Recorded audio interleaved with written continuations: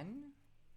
This is Board Lacanian Moral Realism Stream Take 2, I guess. Is anyone here? I don't know. I don't know how this works. Does it just take you off to another page if I stop streaming? It seems to be working fine right now on my end. I don't know what, but it's not. This is not a guarantee because it seems like the more the PC is on, the more it's streaming, the more it lags. But I guess we'll see. At the moment, it seems fine. Let's see if there's anyone here. If I'm even showing up as live.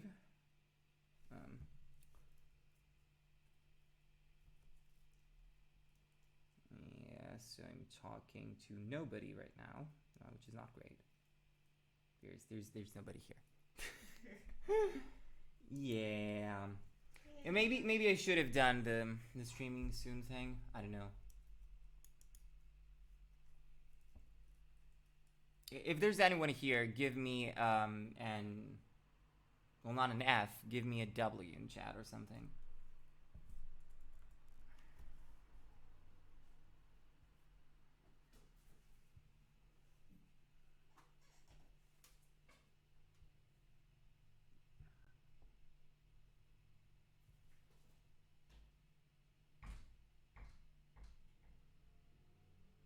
And there's nobody here. Hey, nobody. God damn. Yeah. That's it. Nothing is working today. Nothing is working today.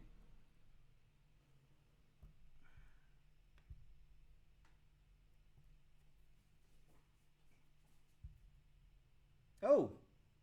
Apparently 7 people joined or something. Are you in chat? Just let me know so that I'm not, if I start talking about moral realism, just let me know that I'm not doing it in vain.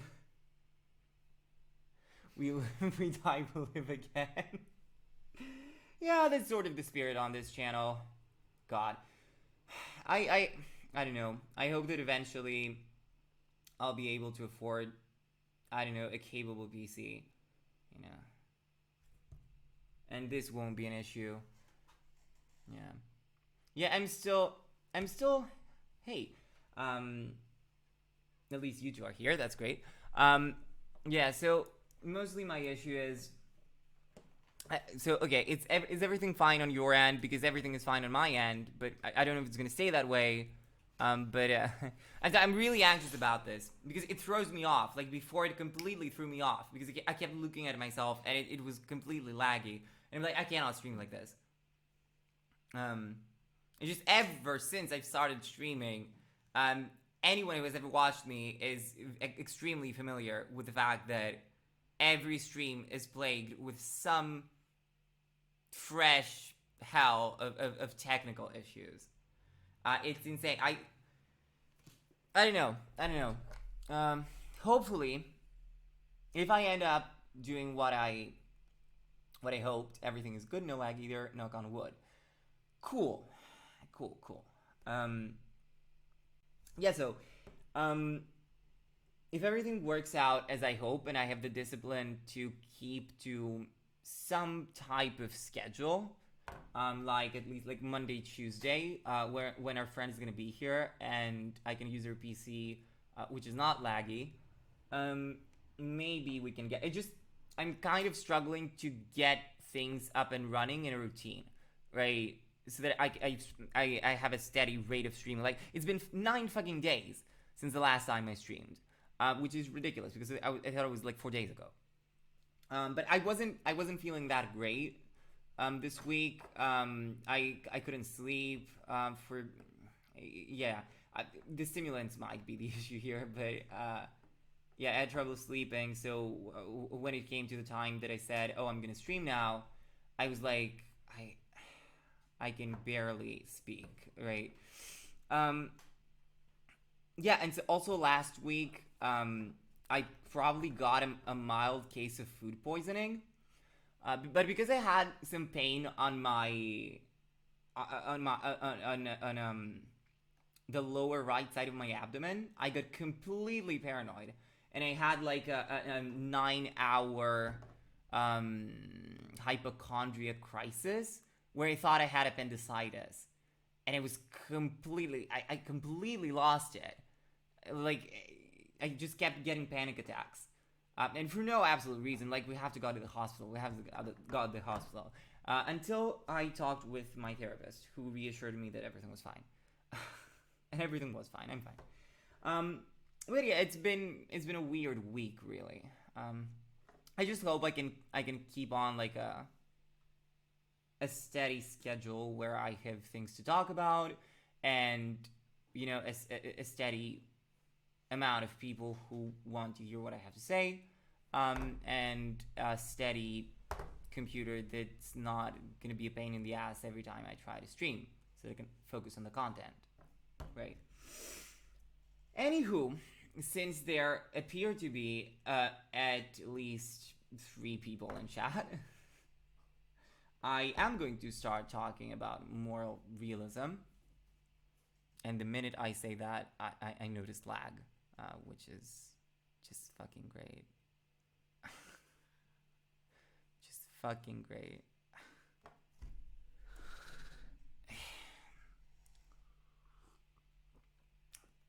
Also, the thing is, yeah, if I had something now, I can't like have maybe reading out some tweets because I can't show them to you because it's going to completely crash as soon as I try to open a Chrome window.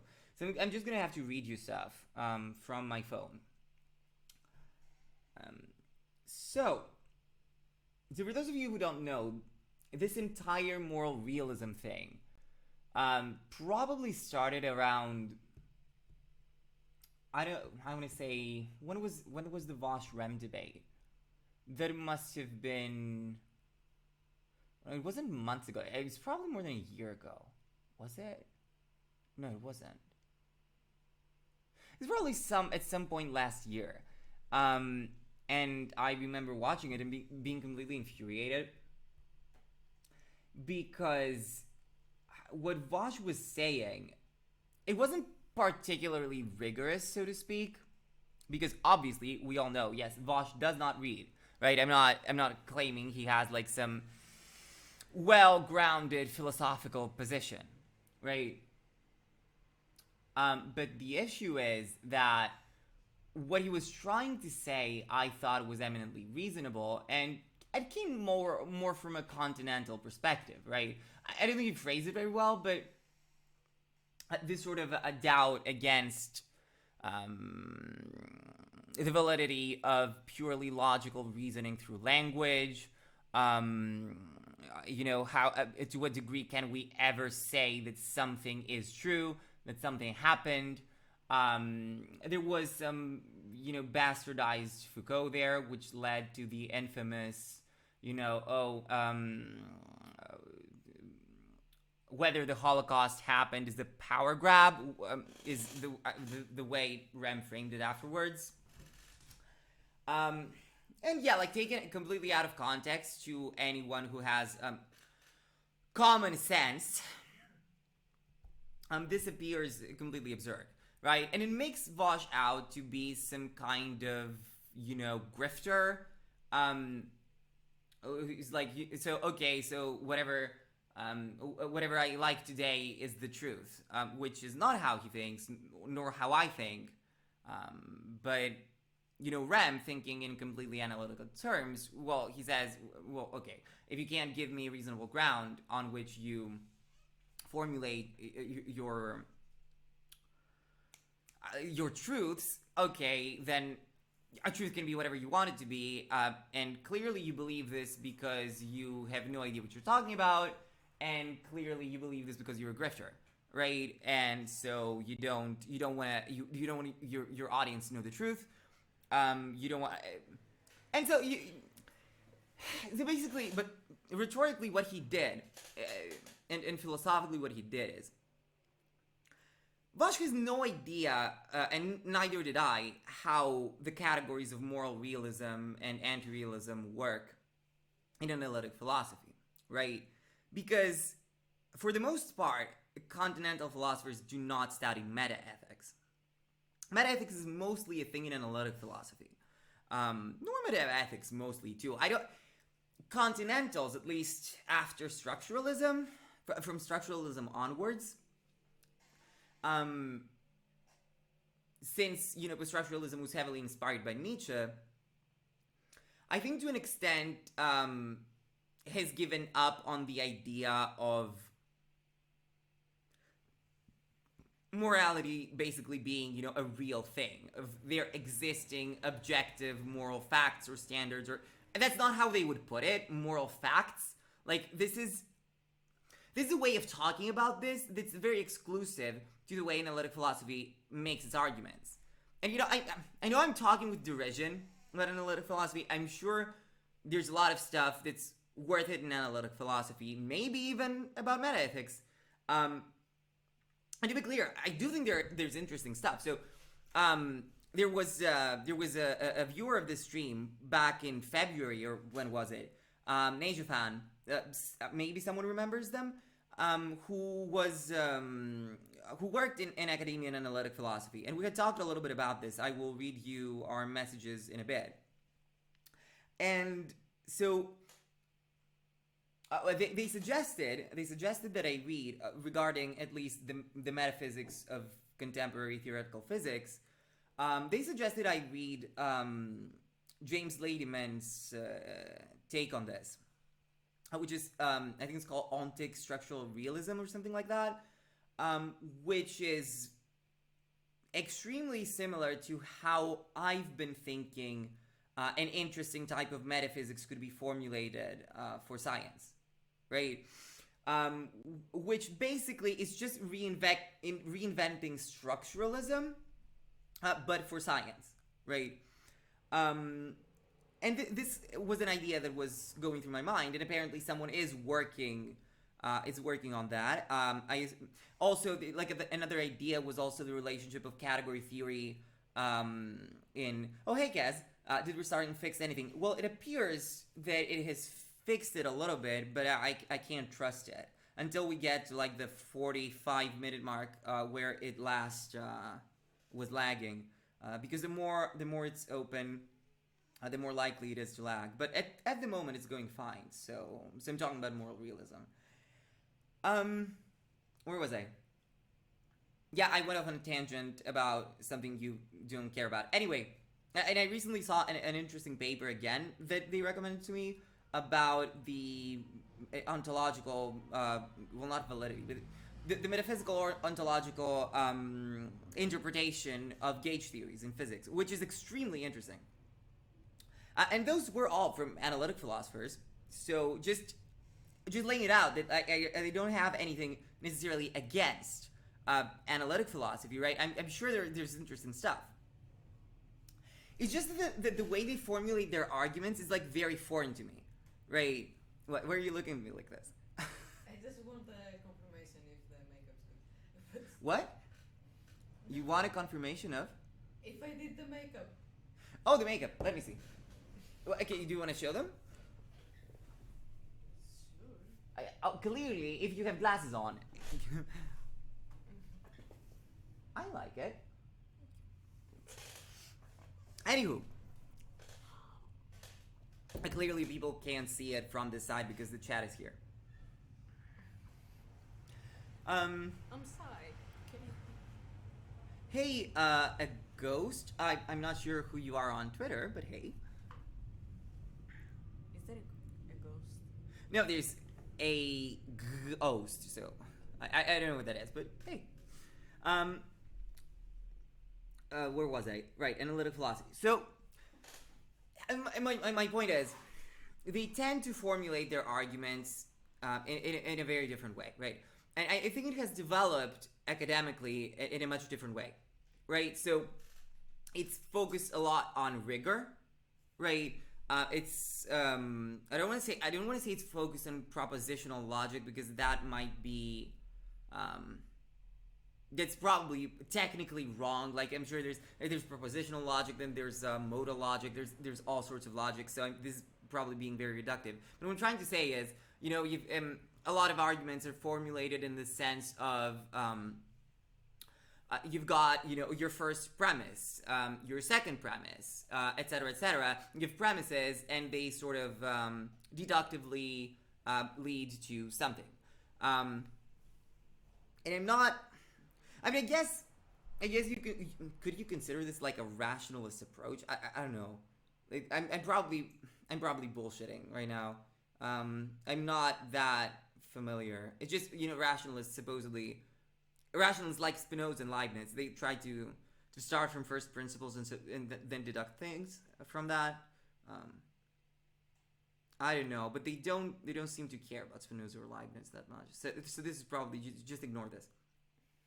Rand, for example, seems to be very influenced by Kant, and we will talk about Kant. Let me see. Your A ghost on Twitter. Let me see if I know you. Wait.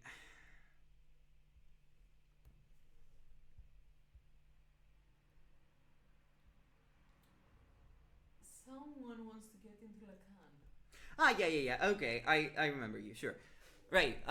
Wait. So who wants to go? Oh, Kaz wants to go. Okay. I want to get into Lacan soon. What books do you recommend me reading first? My first language is French, so I can read it in French too. Cool. Just wait a second. Let me read the other thing. I just finished my copy of Thus Spake Zarathustra, which had some notes in the end about the book by a pretty right-leaning guy named Antonio Ludovici. So this rings a bell.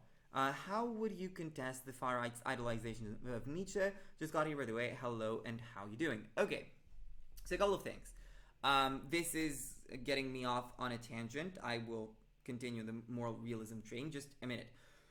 So, Lacan, where should you start? So, in terms of picking up a book, if you want to go directly to Lacan himself, then I would suggest getting. So you should know. So Lacan's works are basically divided in the seminars and his Écrits, right? And I think there's a complete version of the Écrits. There has been published a complete version of the Écrits in English a few years back, so you can find that. But do not do that. You do not buy the Écrits. You will never want to study Lacan again. Just don't.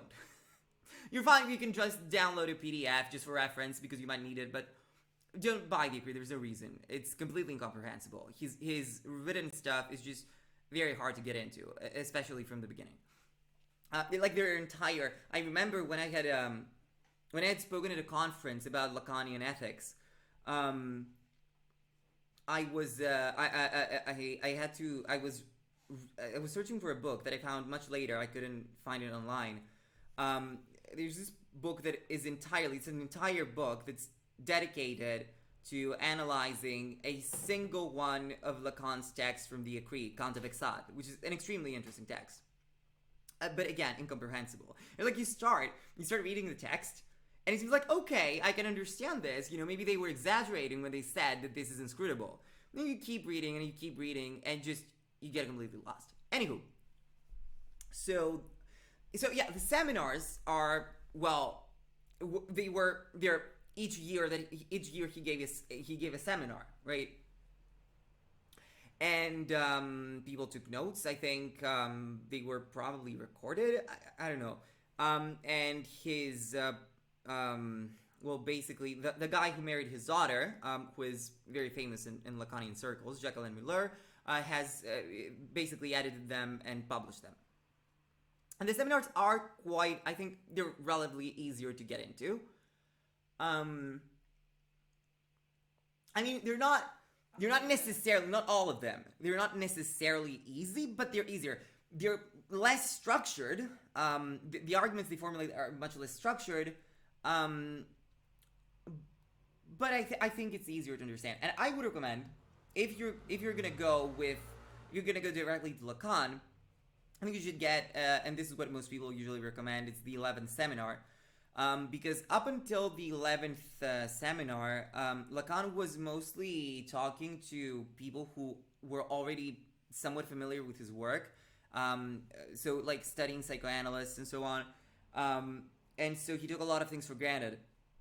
Whereas in the 11th seminar, I think he also moved locations, and there were a lot of people coming in who were new to it, and so he sort of starts again, right? So you should probably start there. I think it's called Four Structures of the Unconscious. I think it's something like that. But yeah, if you search Seminar XI, right, Seminar 11, you'll find it. As for secondary literature, personally, what I read was so I read two things. I read Zizek's How to Read Lacan, and I read Bruce Fink's The Lacanian Subject. So Zizek's book is nice. You know, it's funny. It's got a lot of pop culture references. But the problem with Zizek's books that reference Lacan is, well, first of all, you get, you know, if you get in particular Zizek's reading of Lacan, and it has that flavor. And I don't think necessarily, I don't think it's necessarily clear how the concept applies each time he brings up an example, right? Because he won't tell you what it is. He won't tell you what the real is. He won't tell you what the signifier is or the object are. But, you know, he'll bring up a movie or something, and he'll say, well, this is an example of that, right? So he won't give you definitions, right? But you can certainly gain from it, right? You can gain an impression. You can get a feel for it, right?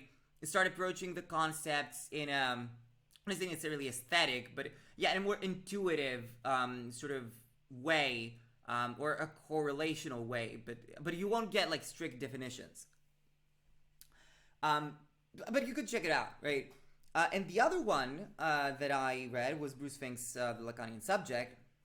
Oh, you're currently reading Zizek's book. How is it going? Are you figuring anything out?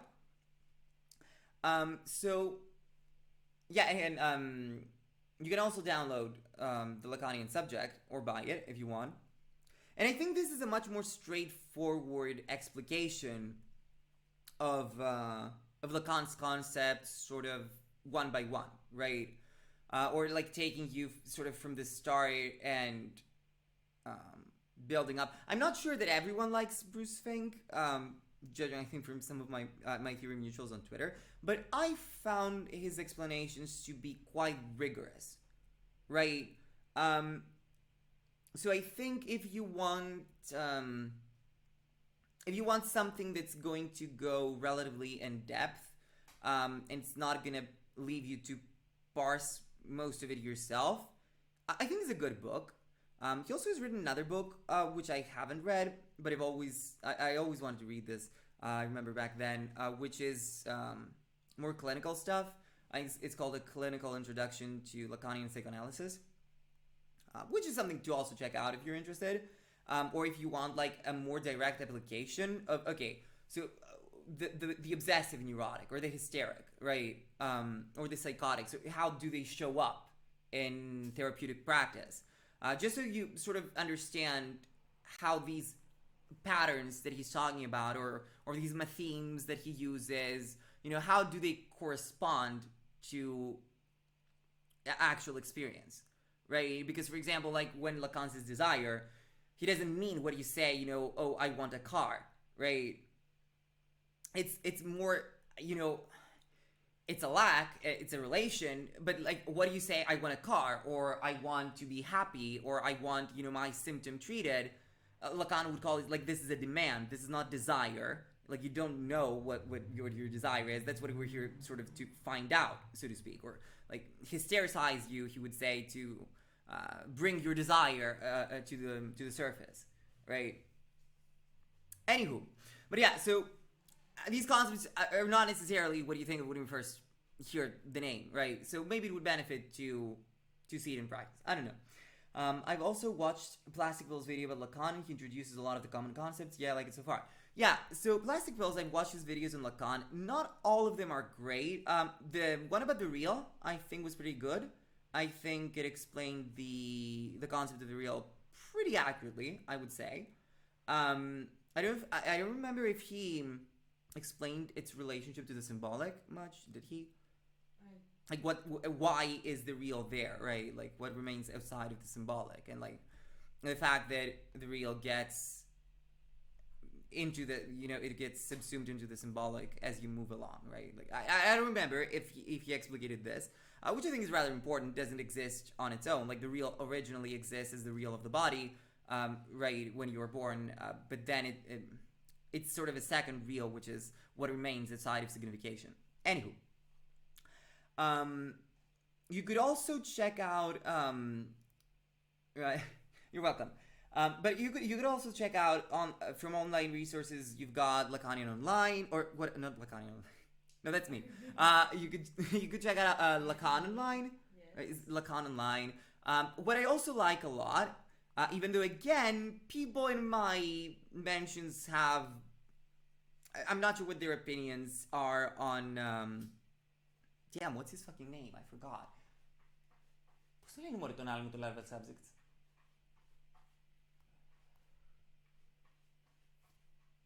Difference in givenness? Yeah. Levi Bryant. Okay, so there's this guy Levi Bryant. He's also done a lot of stuff on Deleuze. And he had a blog called Larval Subjects, which coincidentally is the tier 1 of my Patreon. Wait a second. And I think you can look specific, questions you have or specific concepts. You can look them up there. I think he's also quite good. He's also quite good at integrating Lacan with Deleuze and Guattari. So I found that very helpful. It's quite a good blog. Although I have mixed feelings about his explication of Deleuzean metaphysics, which I was reading the other day. Anywho, and what else? Oh, Todd McGowan. Right. I haven't heard a lot from him. I think I've heard 1 or 2 podcasts. Anyway, we've rambled enough, but Lacan, it's not, people are here too. Anyway, also Nietzsche. Wait, what else? Ludovici. Let me see. Who's that guy? He rings a bell. Wait a second. Ludovici. Honestly, you're giving me something to talk about that I want to talk about quite a bit more than I want about, rather than moral realism. I would love to talk about Nietzsche all day. Right, Ludovici. So Ludovici was a British philosopher, sociologist, social critic, and polyglot. He is known as a proponent of aristocracy and anti-egalitarianism. Was a leading British conservative author. He wrote on subjects including art, metaphysics, politics. Okay. Views. He was a nationalist, traditionalist, and a supporter of eugenics. Fuck. Goddamn. He had written enthusiastically about Adolf Hitler. Goddamn. Jesus, fuck. Okay, so let me... Name of the books. Wait a second. I need to go pee. Just... Wait. Okay, so... well, there's a lot of books here. There's a lot of books. There's Nietzsche and art. What does the Nazis have to say about art? Come on. Man's descent from the gods, or the complete case against prohibition, the false assumptions of democracy, woman a vindication. What? Who is to be master of the world? An introduction to the philosophy of Friedrich Nietzsche. Jews and the Jews in England. Fascinating. The specious origins of liberalism. The child and adult's problem. No objections there. Okay, so I'm just gonna go pee and I'll be back. Wait.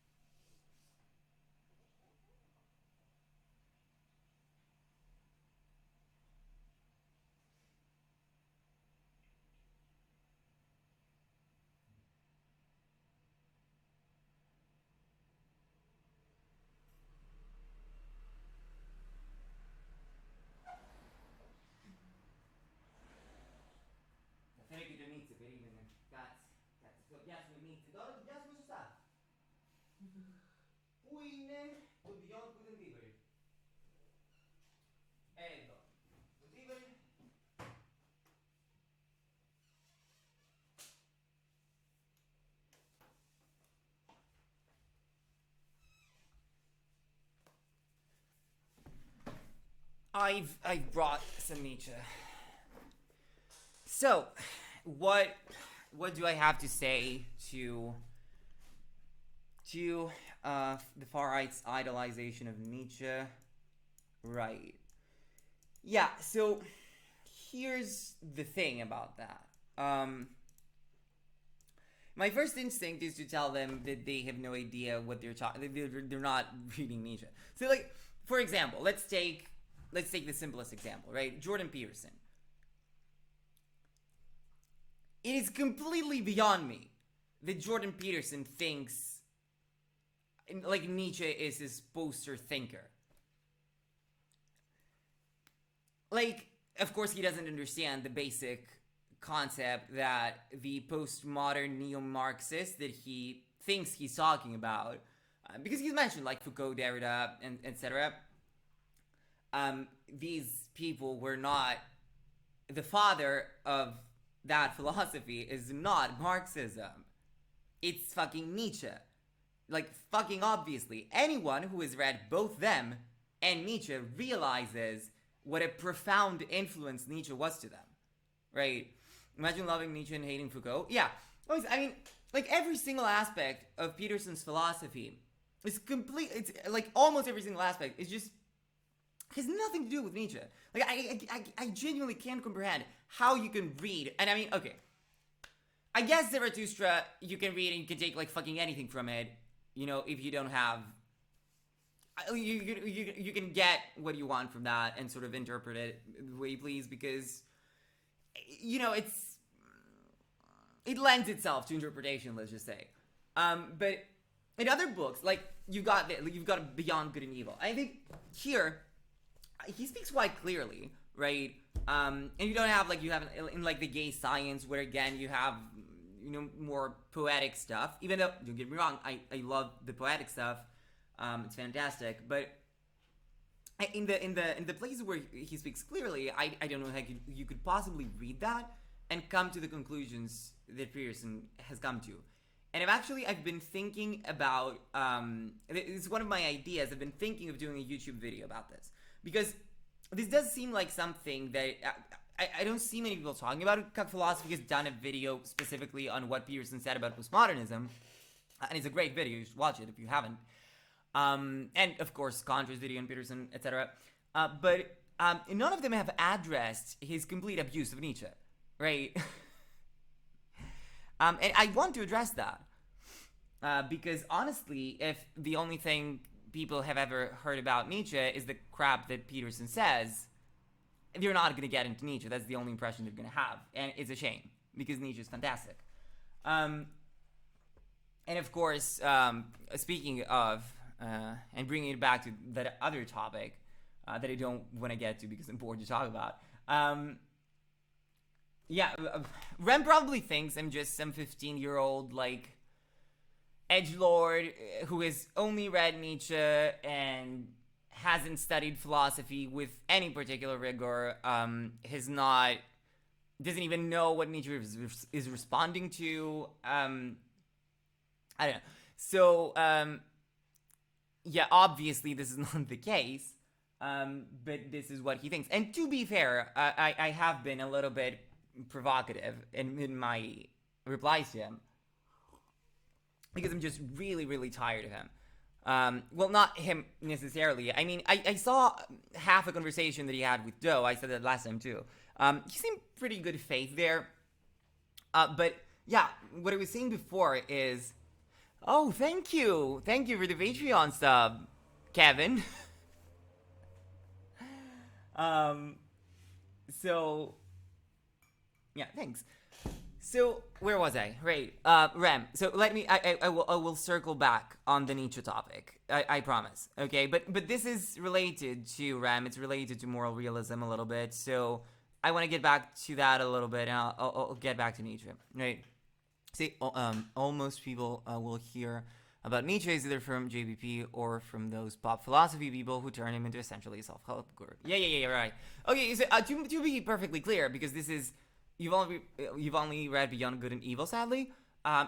Why sadly? It's a great book, you know? Like, a lot of people haven't. I don't know what to recommend to you though. Like Zarathustra is great, but it's not something. At least for me, it's not something that I wanna read like in one sitting, or in one week. I sort of have it around, and I sort of read a couple of segments as I go. Hopefully I'll finish it at some point, but it's really good. There are some passages that are just so poetic. It's so good. It just elevates you.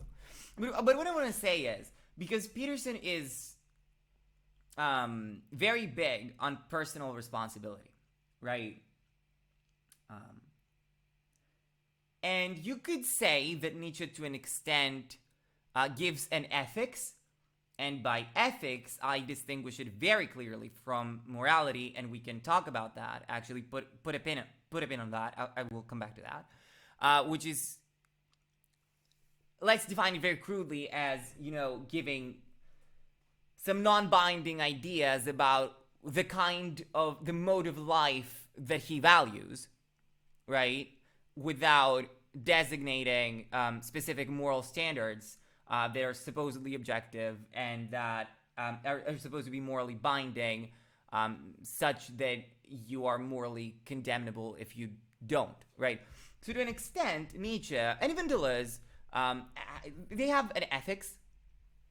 So in one sense, you could say, well, okay, Jordan Peterson is doing an ethics, right? Saying, well, okay, you don't have to do this, but you could do it. But that's not what he's doing, clearly, right? No, he thinks you're responsible for that, right? He thinks you bear responsibility for your own life before everything else, which is, a very libertarian way to think about this, right? The individual, but the individual, and again, the very naive proto-libertarian sense. And he does clearly think you're morally condemnable if you don't, right? Which is, to him, of course, commensurable with trying to fix society before fixing yourself, or whatever crap makes sense to him. I don't know. So, of course, this is incompatible with Nietzsche for a very specific reason that ties into the moral realism thing. Nietzsche does not believe in free will. Spinoza doesn't either, which is also an interesting thing to talk about, but Nietzsche is very clear that he does not believe in free will. In fact, and this is my interpretation, I don't know if someone else has viewed it that way, but that's sort of how I read it, because I'm trying to reconcile, right? If you don't believe in free will, as he doesn't, and I don't, and Spinoza doesn't, right? So you don't believe in free will, right? You're a hard determinist, right? Which I do consider the only reasonable position, but let's get back to that. Then why are you giving an ethics, right? Because like, to an extent, like, well, someone, it's not like, when you give an ethics, it's sort of taken for granted, the condition, almost, for giving an ethics is the presumption that someone will be able, that it's up to them to carry it through, right? That if they want to have that mode of life, right, you can't do it. It's up to you, right? I'm telling you how to do it. Like, here's what you need to do. Try to be the Ubermensch or whatever, right? But no, like, that doesn't work if you believe in determinism, right? Does it? Yeah, like, it's not up to you, to an extent. So my trying to sort of grapple with that question,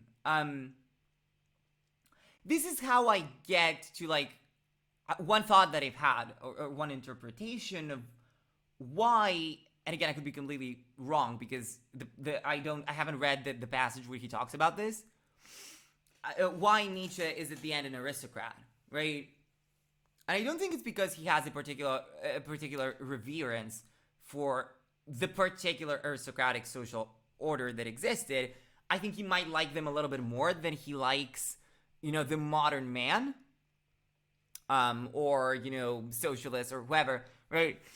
I think he does have a little bit more of a sympathy towards them, just like when he's talking in the Genealogy of Morality he does tend to have a little bit more of a sympathy towards master morality, even though he wants to go beyond it, right? He doesn't align himself with master morality, but he's more sympathetic to it. But then again, in slave morality, he does applaud the fact that, or even on the concept of responsibility, of a responsible conscious subject. He says that it was, nevertheless, it caused a huge complexification and proliferation of creativity in life, right? So he's not like, okay, master morality good, slave morality bad. That would sort of defeat the purpose. So my idea is, well, okay, maybe his preferred sort of, not state, but his preferred type of political organization is some form of an aristocracy, perhaps because he sort of knows that it cannot be otherwise, in a sense, right? So I don't think he's definitely not an essentialist, right? He doesn't think, oh, you poor thing, you're just born that, and there's nothing we can do to help you, or you're this and you can never become that. He doesn't think that. But what he does think is, and I think that makes sense to an extent, is, well, okay, I'm writing an ethics. What am I doing? I'm playing, I can do that. And I am doing that. So I'm playing sort of my role in that, not teleological, but in this sort of determinism. And eventually, who will... Because what I'm trying to say is, even in the first place, who will come to even read his book? It's not something that can appeal to everyone, right? Not everyone will be able to even hear about Nietzsche, right? To know what they have to do, so to speak, right? And this has always sort of been one of my issues with moral philosophy in general. Well, okay, you have formulated this system of moral realism, whatever. Okay. Not of moral realism because it's a metaethical position, but you've made this type of moral system. Okay, and you think this is the correct one. Okay. Well, you had the luck or privilege or whatever you want to call it to be able to ponder this stuff to that level. Even say you're correct, right? Clearly, whether someone will even have the possibility or the ability to come into contact with your work or with such a theory, to then, understand it and act and decide to act morally, is contingent on a fuck ton of factors, right? So what about that person, right? The person, well, if he had come into contact with that, if he knew, like, say Kant's moral system is correct, right? The categorical imperative, right? I mean, Kant will claim that, okay, this is a condition for experience, it's a condition for moral experience, so in a sense, like, if you deliberate with reason, you should come to that conclusion, but let's not bullshit ourselves here, right? Like, yes, the categorical imperative has shaped a lot of ethical views now, but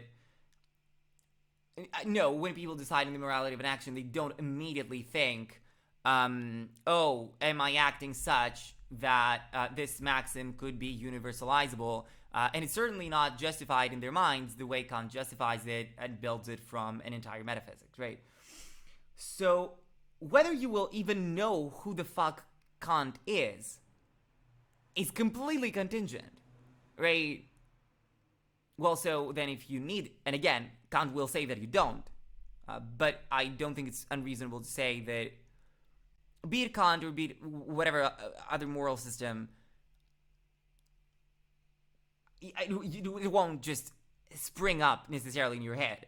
Or you would have to make it's such an absurdly simple moral system that, like, almost like everyone it would be intuitive to everyone. But then you have the problem, like, okay, then is it really a moral system, right? What is it supposed to say? Does anybody understand what I'm getting at here, right? What I'm laboriously trying to say. So how do you judge that person, right? Who hasn't had the chance to know that this is the morally good, right? Or alternatively, how do you get everyone to act in the way that Nietzsche would have it, right? And sort of try to become the Ubermensch, right? Well, try to become the Ubermensch. That's not what he's saying, but speaking heuristically here. Right? Isn't it completely contingent on that? I don't know. It's just, or when Sargon even says, we have to tell the black community, right, that what does he say, right? It's not structural racism. It's the family. It's I don't know. It's the mentality that they have, the welfare queens, whatever racist stuff Sargon says. Well, okay, Carl, good. That's all right. Okay, let's say you're correct, which you're not, but let's say you're correct, and it's an ethical problem. Okay. How exactly do you purport to solve this, right? Because, well, clearly something is required. You can say that, but you are already admitting determinism in your system of beliefs if you're saying, well, okay, I'm doing this content because I want, black communities to see it, and well, okay. A couple of things here. If you are to morally condemn black people, for example, for having that type of mentality or whatever you think they have, well, okay, isn't it again, and then you praise someone for not doing that because they watched your videos. Again, isn't it contingent on who happened to come into contact with your videos in the first place? And I'm not even getting into who will be able to take your advice and do what you want them to do, right? Who will be able to do that? I'm saying, like, in the first place, it's completely contingent on whether or not they'll come to contact with your, because how do you know? Like, let's say it's 20% that do come into contact with your content, right? What about the rest of the other 90%? How can you possibly know how many of these people, were they exposed to your content, would also shift their mentality, right? So how can you exactly morally condemn them? That seems to me a problem. Also, you're admitting determinism in your system of beliefs because you see exactly that it is because they heard you say this and this and this that they then moved on to do X, right? Right? But so you're not going to accept determinism in the case of structural issues because you're going to say, oh, well, regardless, you should have done this, or it doesn't matter what the external conditions are, you should still strive for whatever. Which, of course, is an advice you give to an individual. This is not how you talk about a systemic issue or a class of people, right? It is completely pointless, right? If you were to give an individual advice, obviously nobody, even on the left or anywhere, is telling black people, well, structural, you're structurally fucked, so just go off yourself. Nobody's saying that, right? But for some reason, he thinks this is applicable to a large scale application.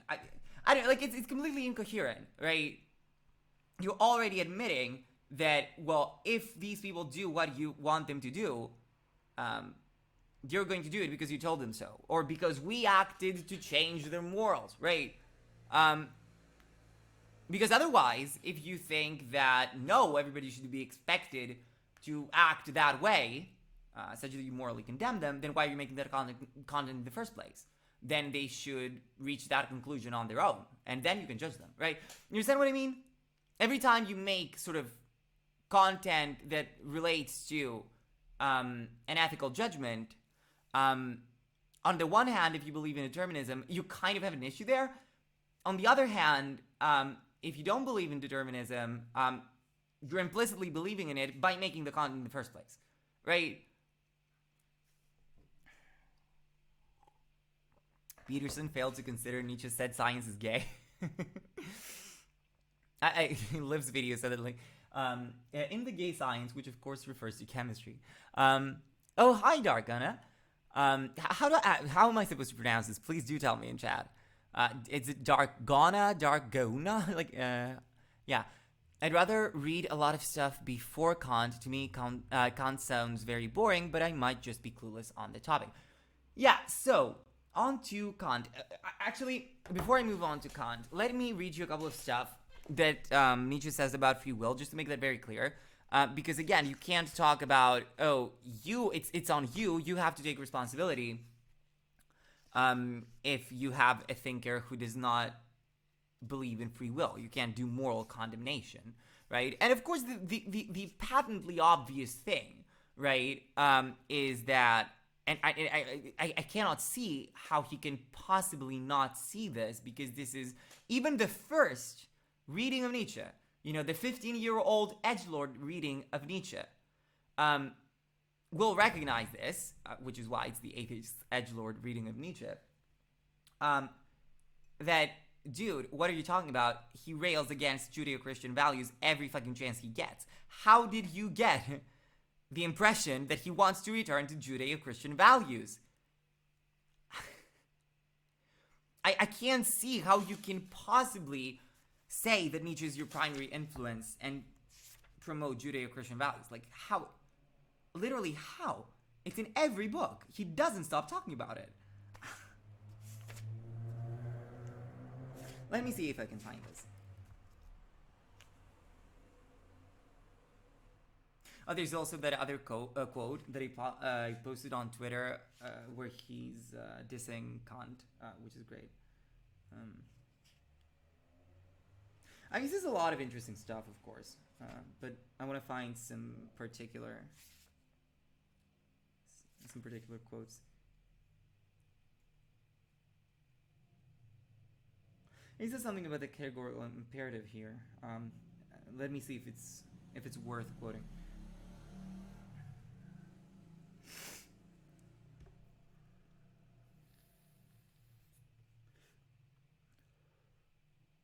This doesn't make a lot of sense out of context.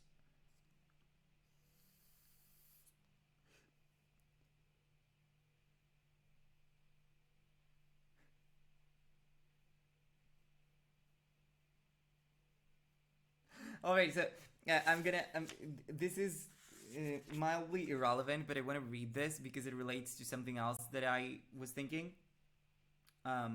Where this is Plato, Socrates, and the utilitarians in one simple paragraph.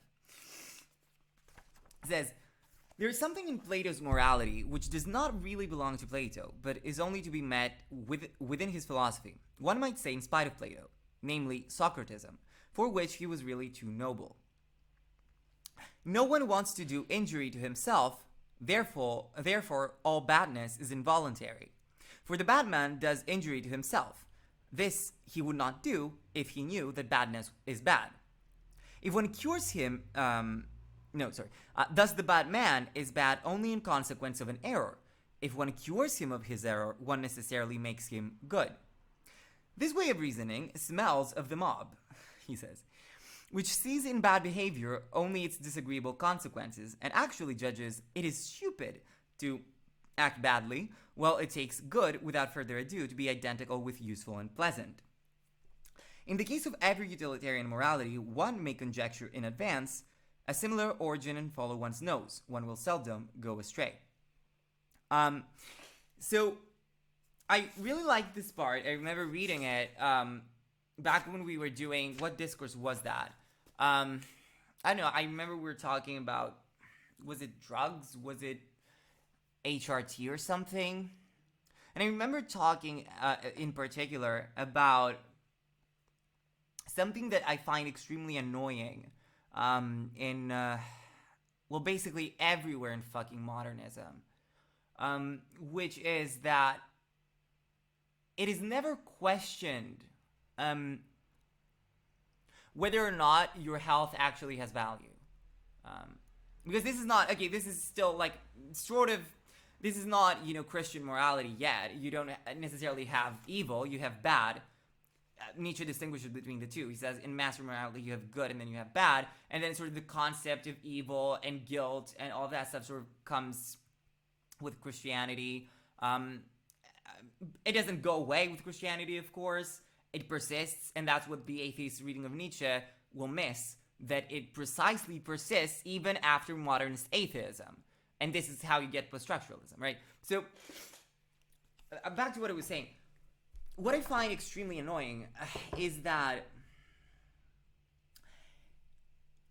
there is sort of this idea that this happens all the time in discussions about addiction, or elective surgery, like trans surgeries and stuff, and it really annoys the fuck out of me, which is precisely that it's taken for granted that you should care about your health, right? Or that if something helps your health, it is good.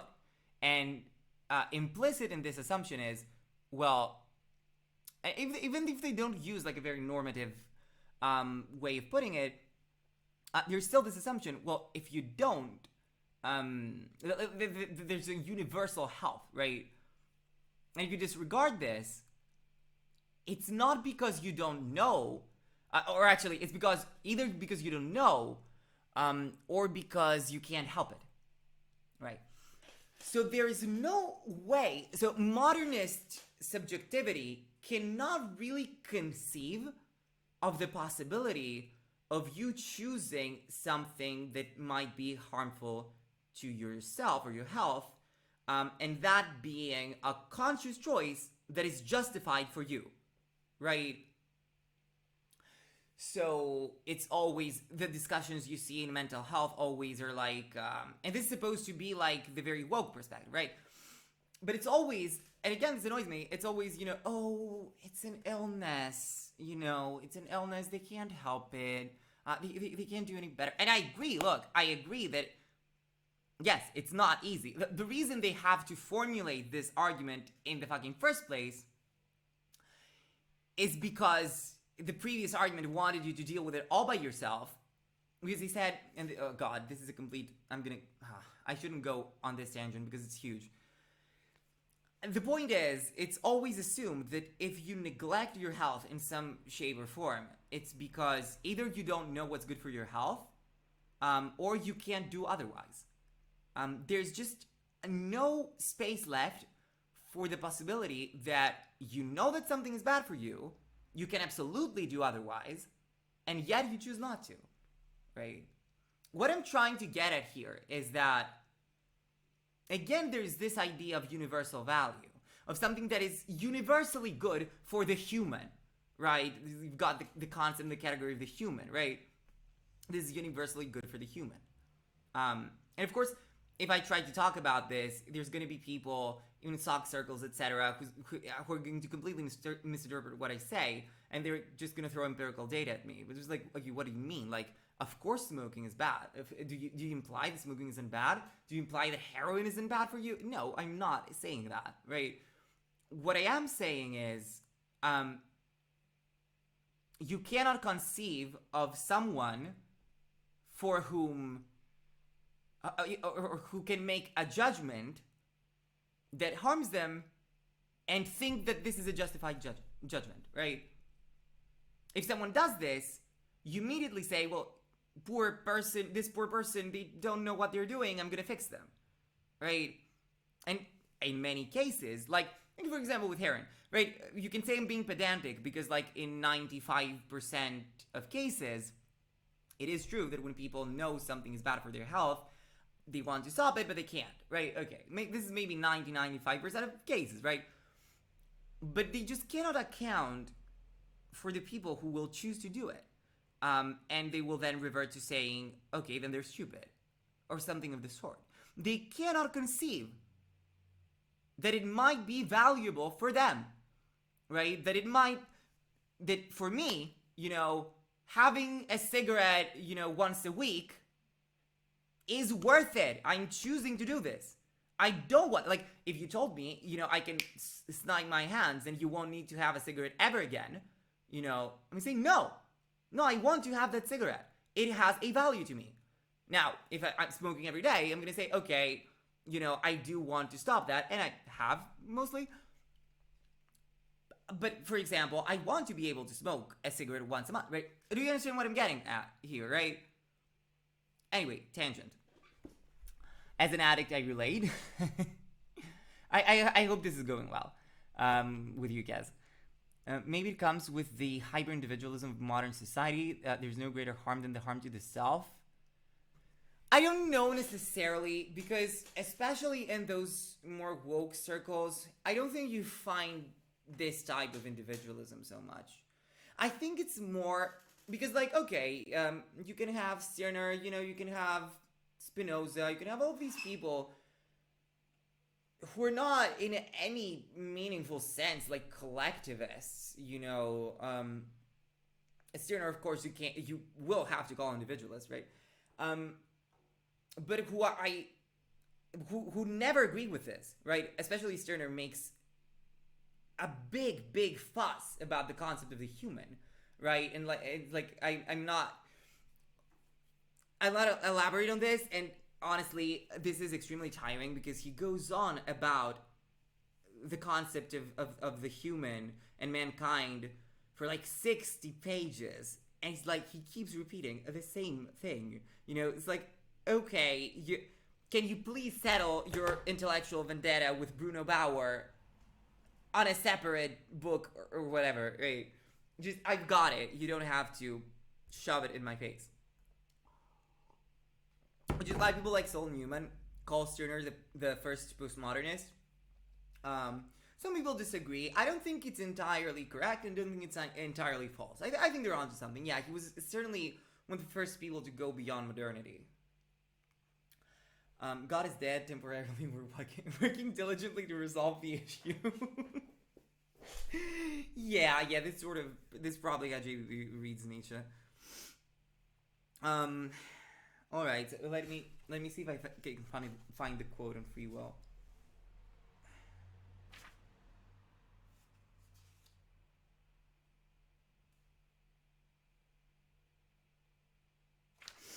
There's a lot of interesting stuff here, but clearly I can't read the entire book, so I'm gonna try and get to the point.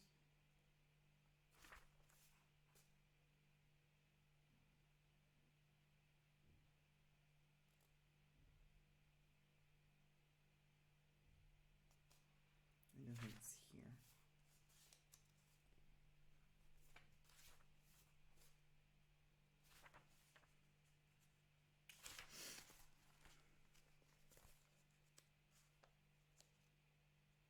Also, again, like, one big indicator of how, like, just incompatible with the right wing Nietzsche is, and how he moves in the direction of post-structuralism is, and he says this here a lot, and he says this in Zarathustra a lot, the fact that the I, or the ego, is a transcendent illusion, right? And this is, and we're coming back to moral realism, for example, with Kant, this is one of my, and I think Deleuze's, I'm saying with a little bit, take this with a grain of salt, one of the main issues that I have is that the transcendental subject, the sort of universal transcendental subject that he posits to ground his entire metaphysical and then moral, etc. system, is itself a transcendent thing. And I mean, because Kant, what he's trying to do with the Transcendental Method is precisely to get rid of, and this is a crucial distinction, right? Transcendental versus transcendent, right? Transcendent means above, and in Kant specifically would be like above experience, right? Or, yeah, sort of like above experience. I could be wrong about this, but in general, it would refer to, these, it would be like what Stirner calls spooks, right? All of these transcendent ideas and concepts that sort of demand some allegiance from you. I think it's an emergent effect, and it's sort of kind of an illusion. And so from that point, first of all, like, I don't think you'll find this developed anywhere other than post-structuralism, which completely, and even Lacan, which is not per se post-structuralism, but you'll find this decentering, in that from structuralism onwards, you find continental philosophy, again, probably one of the reasons they don't talk about metaethics almost at all. This is precisely the point, right? Because they completely decenter the Cartesian cogito, and with it, sort of Kant's transcendental subject. right? So Lacan would say, there's no Lacan's subject, the Lacanian subject from Bruce Fink, it's not the I, right? So, I mean, the concept of Lacan's subject is a very peculiar concept. I'm really curious as to why he defined it that way. I'm not entirely sure what purpose does it serve. A structural purpose, I assume. But yeah, he says here, like, let me see. Yeah, I think he starts from, I think this might be...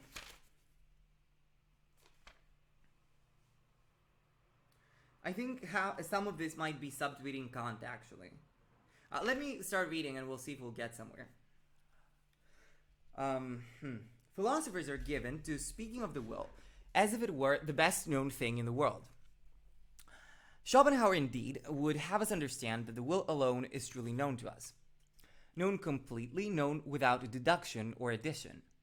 But it seems to me that in this case, too, Schopenhauer has done only what philosophers in general are given to doing. That he has taken up a popular prejudice and exaggerated it.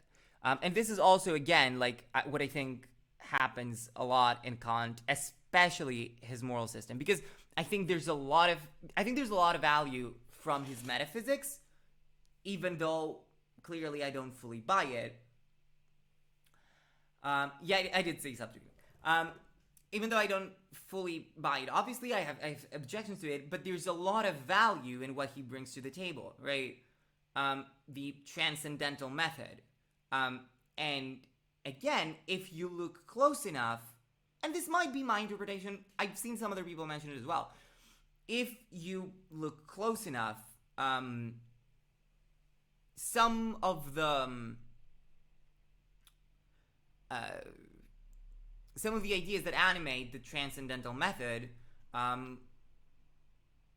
are actually very similar to how both Foucault and Deleuze do what they do. Hi, Obscure Leftist. Hey, thought I hadn't seen you today. Glad you're here. We were talking about Nietzsche. So, yeah, what was I saying? Right, so I think, so like, okay, what is Foucault doing in his archaeology and his genealogy, right? Okay, he's doing different things, but I do think there's a similarity here. What does he look for, right? He looks for the conditions, more specifically in archaeology, I think he looks at the discursive conditions under which certain statements and certain methods and certain practices can arise, right? So basically what he does is he looks for the conditions of possibility of these statements, right? Isn't that a sort of transcendental method? Well, it's not Kant's transcendental method because it doesn't exactly privilege the subject in this, and it doesn't necessarily talk about metaphysics, right? Okay. But it's sort of like a historical transcendental method, right? Again, I hope I'm not pulling things out of my ass here, but it's sort of how I've understood it. And it sort of seems to resonate with what Deleuze wanted to do to Kant's transcendental idealism. And how he, at least in metaphysics, how he inverted it into transcendental empiricism, which was half the topic of my past week, trying to parse that concept, which is apparently it's a rather contradictory concept, because transcendental idealism arose as somewhat, not an antithesis, but a response to empiricism. So how can you have transcendental empiricism? It's an oxymoron, and so on. I'm sure this Ram would tell me if I told him I subscribe to Deleuze's transcendental empiricism. Anywho, what was I reading? Wait. Yeah, I think, so to get back to that, I think so, like, what Foucault is doing is he's basically doing, and what also Nietzsche is doing, and I think this is Deleuze's reading of Nietzsche about the genealogy of morality. What I think he's doing is a transcendental method that is free from the transcendent baggage that comes with Kant. And specifically, it's a genealogy then, right? And of course, again, clearly, how can you not see that Foucault's genealogy and archaeology, basically all his life's work, is basically using Nietzsche's method in the genealogy of morals. And it's also worth noting, and again, just my interpretation, it's also worth noting that you can read it a couple of ways. Scholars of Nietzsche, or people who know what they're talking about, will also tell you, don't take it too seriously as a historical account. Because that's not exactly how it happened. It didn't have this kind of a linear progression, right? From master morality to slave morality, etc., right? So this is not like a historical account, right? So what is it then? What is the point of this? Well, I think it's that what the genealogy is doing, and I think that's how Deleuze reads him. I think it's again a sort of transcendental method that concerns itself not with the conditions of possible experience, but the conditions of actual experience. That's how sort of Deleuze talks about his transcendental empiricism. I'm mixing and matching here, making connections. Again, this is not a rigorous philosophy stream.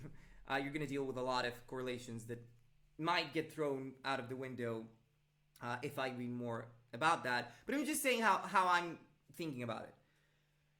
So, yeah, so I think what he's basically saying, and I think this is evident in the second, what is it called? The second treatise, I think. So the second part of the genealogy, I think it's clear that what he's doing is not doing a history, tracing historically how these concepts arose. Because in the second treatise, he's talking about the concept of the person who can give promises, and therefore debt, right? The person who can have debt. So I think it's clear that what he's doing is, again, he's searching for the conditions of morality, right? What is necessary in order to talk about morality, right? Well, it is first necessary to have a conception of the other as a person who can give promises, right? And to make them into a person who will keep their promises, right? Because for this concept to arise, there has to be the idea of the responsible person who has free will, right? You can't talk about it otherwise. And so I think this is sort of what he's doing. And this is the sort of quasi-transcendental, genealogical method that I think Nietzsche does this, and I think Foucault also does this. Right, but I think again, this is Kant's legacy, right? This is what is valuable in Kant, and I mean not the only thing. I'm sure.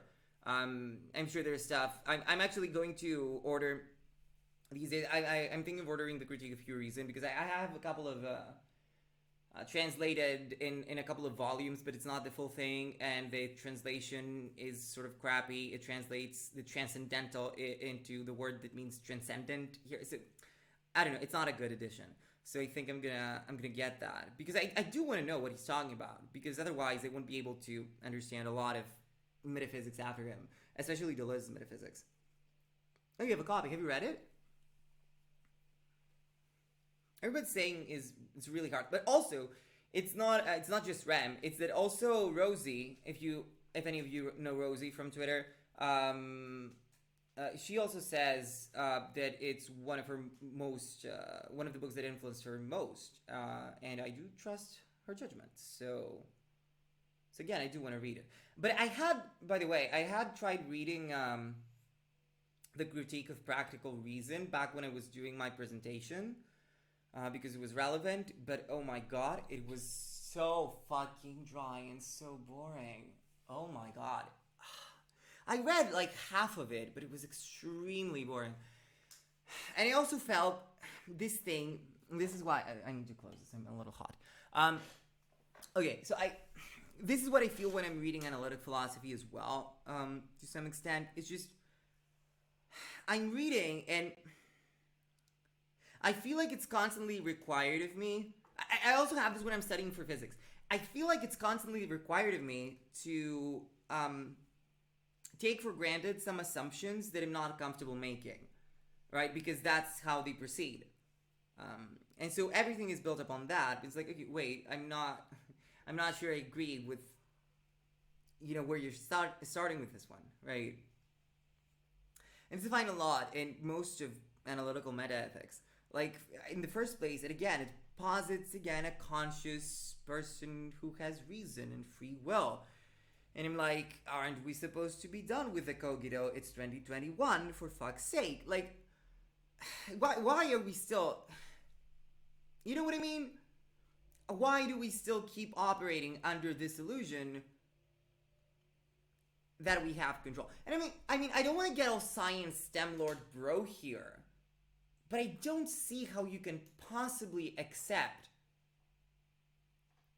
I mean, I'm sure Rem has some explanation for it that is a little bit more rigorous. But if you accept causality, right? I'm not sure what Kant says about causality, but if you accept causality, right? He probably says it's is it a category? What is it? I think it's probably like space and time. That's, I think, how he puts it. So maybe that's Rem's answer to it, right? As a condition for experience. Probably. I don't know. I'll read more into it. But yeah, if you take causality seriously, if you think that what science does is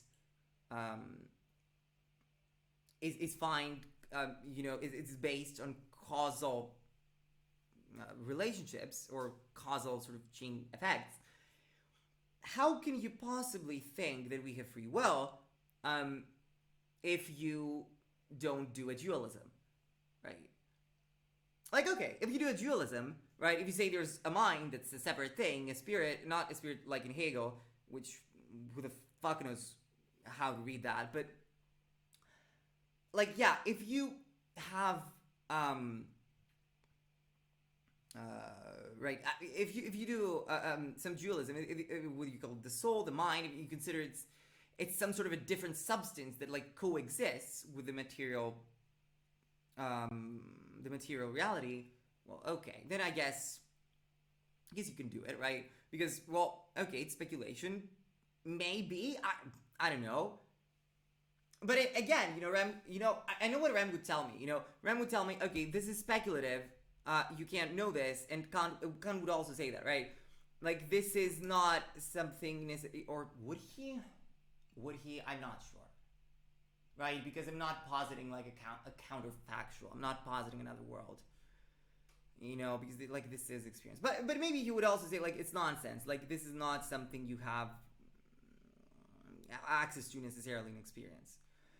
But then I think what he does is he goes and does a dualism. I just don't know how he justifies it, because he accepts and he struggles with this. He realized that in the first place. He just what I think and what Nietzsche thinks, and you can say that this is a shallow reading of him to dismiss someone based on, I don't know, psychology. You can say that, but what I do think is happening here is like you've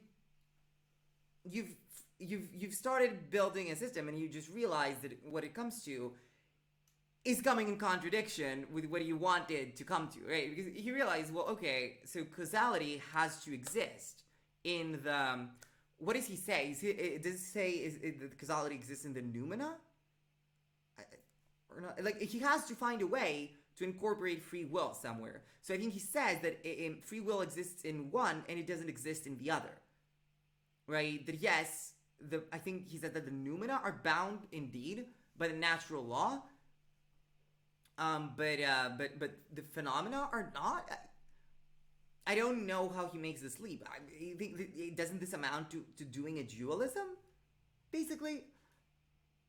That's how I read it. I haven't read Critique of Free Reason. I could be wrong, but this is what it sounds to me. I don't know. But even he realizes that he goes on like full on, I don't want to say necessarily materialism, but if he goes full immanent, to speaking Deleuzean terms, he would have to come to that conclusion, right? If he goes full immanent, you can't have, a dimension that does not spring forth from the other dimension itself, right? That it is not like one substance, right? And operates under a completely different law, right? Anyway, but yeah, like even he recognized that this is kind of an issue that he has to resolve. And by the way, I was watching. I discovered a physicist YouTuber lately, who is more likable than 99% of pop science YouTube, which I don't usually watch because I find them extremely annoying. Um, but I quite like her. She's a German lady. I don't remember her name right now. I think it's Sabine or something. Um, and I remember because I remember watching another video by PBS Space Time, which I kind of like usually. Um, but I find they have somewhat of a lukewarm approach. And I find that in physics in general, and this is a completely different topic, but I find that in physics in general, people do not really feel comfortable asserting anything with any confidence. Like having the strength of their judgment, right? That, you know what? Okay, I'm working in string theory because I believe it is correct, right? Or because, or I work this because I don't believe string theory is correct, or whatever, right? Like people don't make these assertions, right? People sort of try to be very, very mediocre about what they say. And that's what PBS Spacetime did when they did a video on free will, right?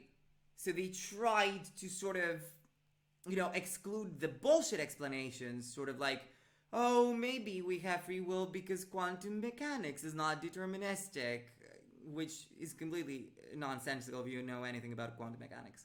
But they sort of didn't really come to the conclusion to tell you, like, no, you don't have free will, right? Which, again, I think that any physicist should sort of come to. But then I saw that video of hers, and she was very equivocal. Equivocal? She was very, very assertive about it. It was like, no, you don't have free will. Like, just please stop. Like, all this is bullshit. Like, and she starts enumerating the arguments and just dismissing them as garbage. And I'm like, oh my god, no physicist I have ever met has ever been this opinionated. I love this, right? Yeah. Sabine, yes. I don't agree with everything she says, but I like her attitude a lot. She's also working, and she's really hard on this, on the determinism front, because I looked her up, and apparently she's done a paper and she's working on something called super determinism, which is basically determinism on steroids. It's some hidden variable theory in quantum mechanics. I'm not really a fan of hidden variables usually, but this one, it was interesting, let's just say that. Anyway. So Kant, where was I? Kant, Nietzsche, what was I saying? Let's help this stream retain some semblance of coherence. I don't know enough to engage with either you or the other sides. I'm just here to listen to you say words. Well, I'm glad you're here. Hope you're enjoying yourself. Anyway, see, the thing is, I don't know at what level I should calibrate my content to, because on one hand, I want to appeal to, like, what I would want to watch, which is, okay, taking what is talked about in the discourse at least a few levels further than, like, Vosh or Destiny will take it, using some theoretical tools that are available to me, right? Because I cannot, like, okay, back when I started doing the stream, I was going to do something more, or rather something more, both more and less ambitious than this, in the sense that I didn't want to alienate too many people from my audience, or I didn't exactly know how to segue into philosophy, because back then I was talking a lot about policies. So I was kind of, well, okay, I'll talk about policies, maybe I'll talk a little bit about ideology, we'll see, but then I'm like, okay, I don't want to do that, actually, and there's everybody else is also doing that, and I'm bored of it. I don't want to do that, right? I don't want to talk about policy, I don't give a fuck anymore, right?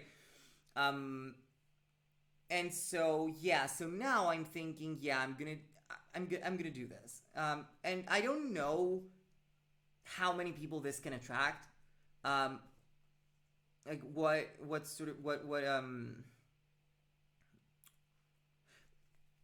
range of audiences this will keep, and I know that it does sadden me a little bit that it will never get, like, too popular, like a lot of these streamers,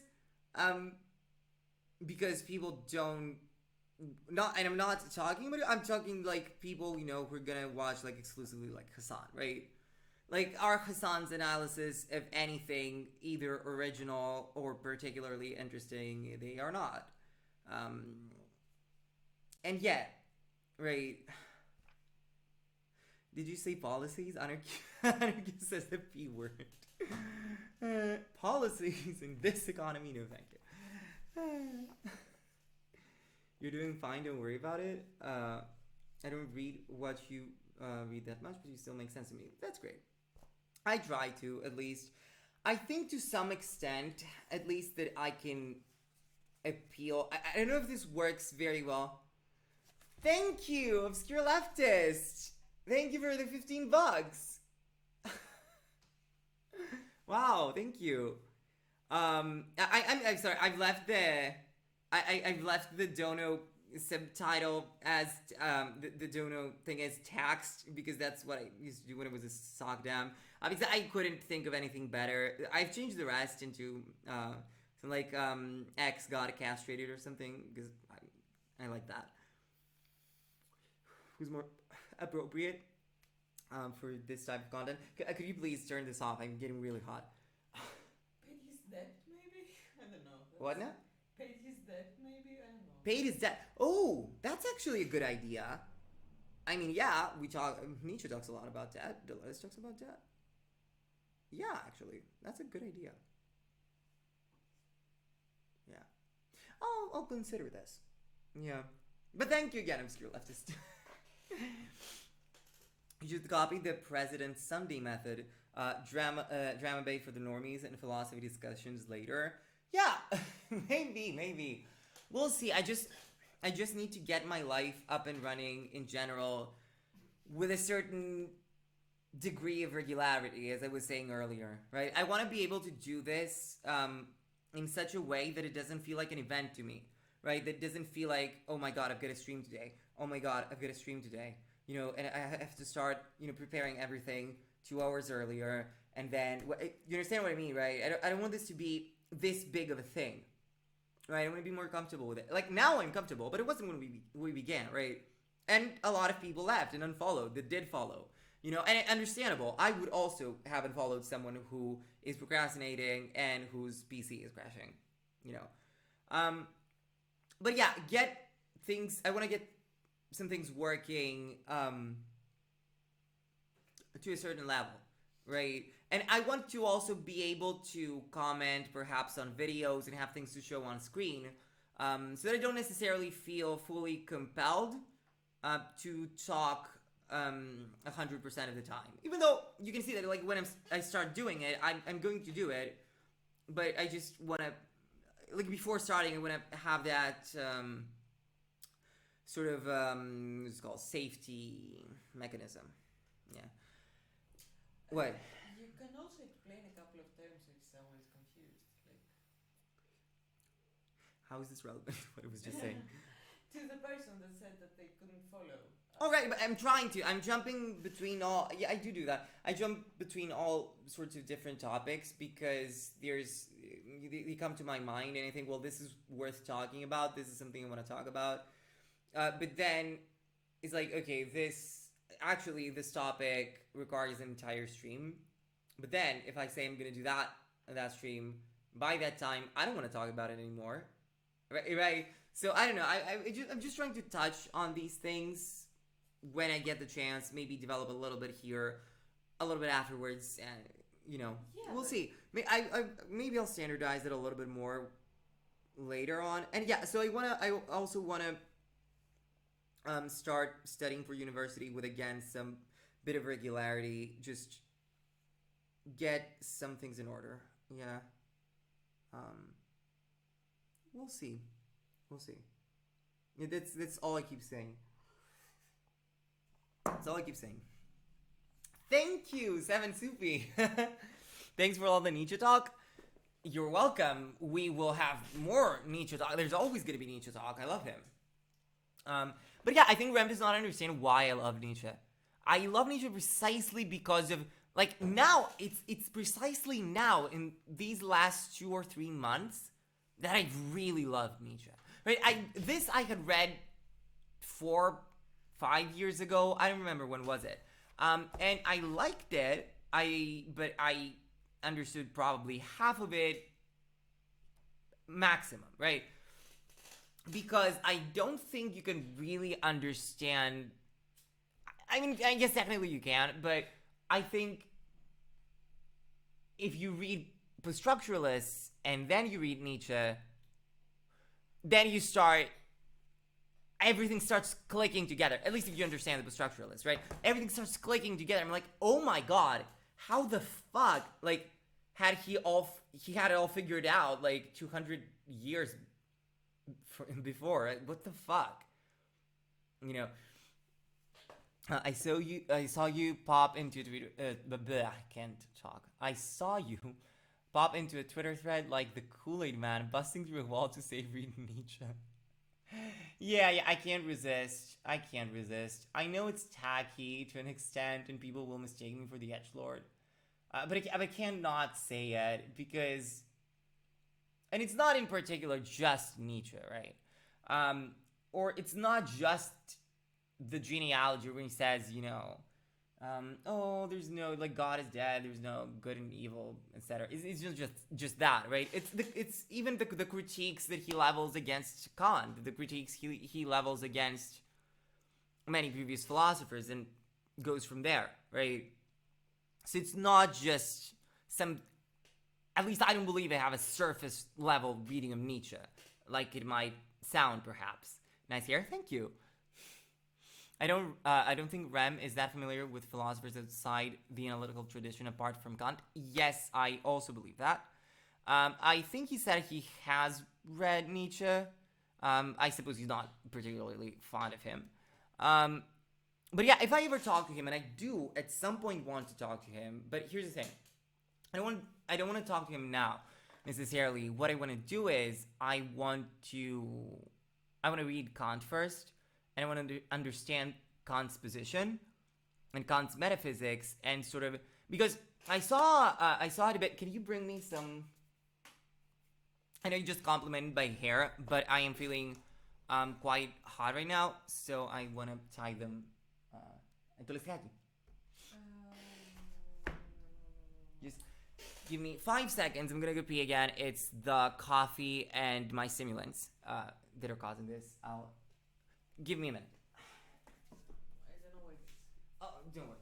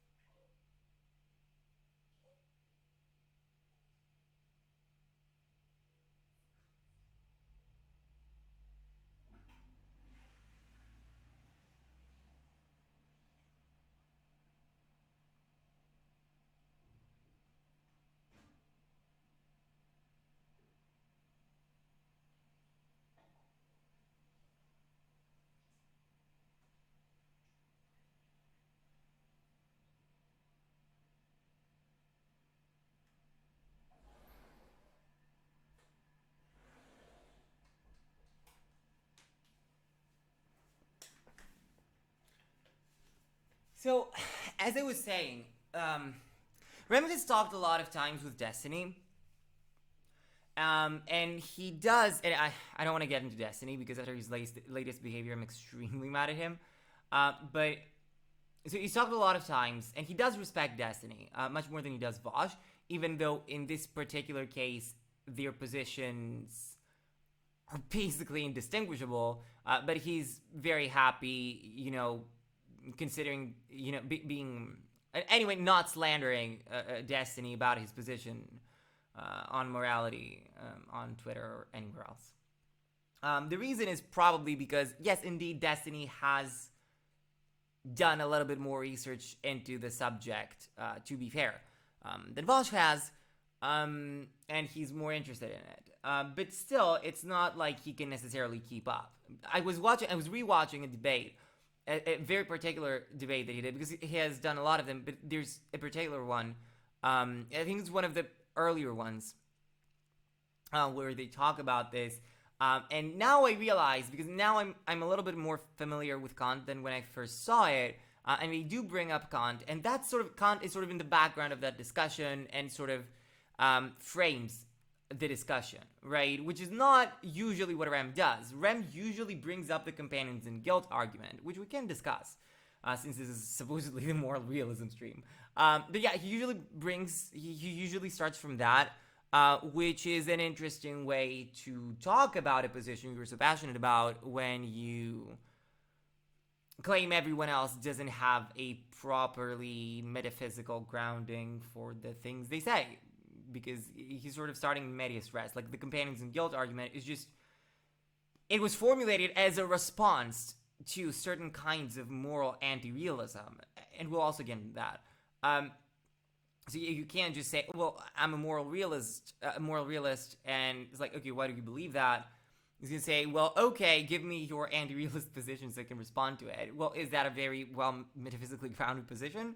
Like, shouldn't you start somewhere else? And I know he can start, right? Because that's what he tried to do in that Destiny debate, right? And he started with basically the basics of transcendental idealism, like the basis of critique of pure reason. And now that I'm more familiar with what Kant wants to say, I could see that Destiny could not exactly keep up with it. Rem was right in some cases where he pointed out, like, okay, what you're saying in my framework. Well, he didn't say in my framework, that's the problem. He's saying, what you're saying doesn't make any sense. You know, it's completely nonsensical. It's completely, because what Destiny was doing is he was saying, well, they were talking about experiences. So what, how do we get knowledge? And, you know, because Rem was going on about Kant and the conditions for experience, and so on and so on.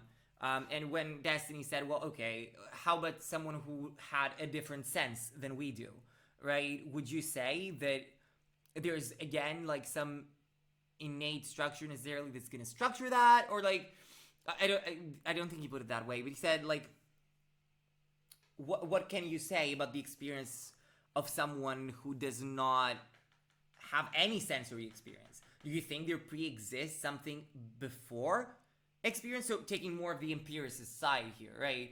That it derives solely from experience. And sort of Rem kind of did the thing that also Kant does, where he said, well, okay, if someone has no sensory input, initially he said, okay, well, no, they can think. It's like, what the fuck? No, they can't.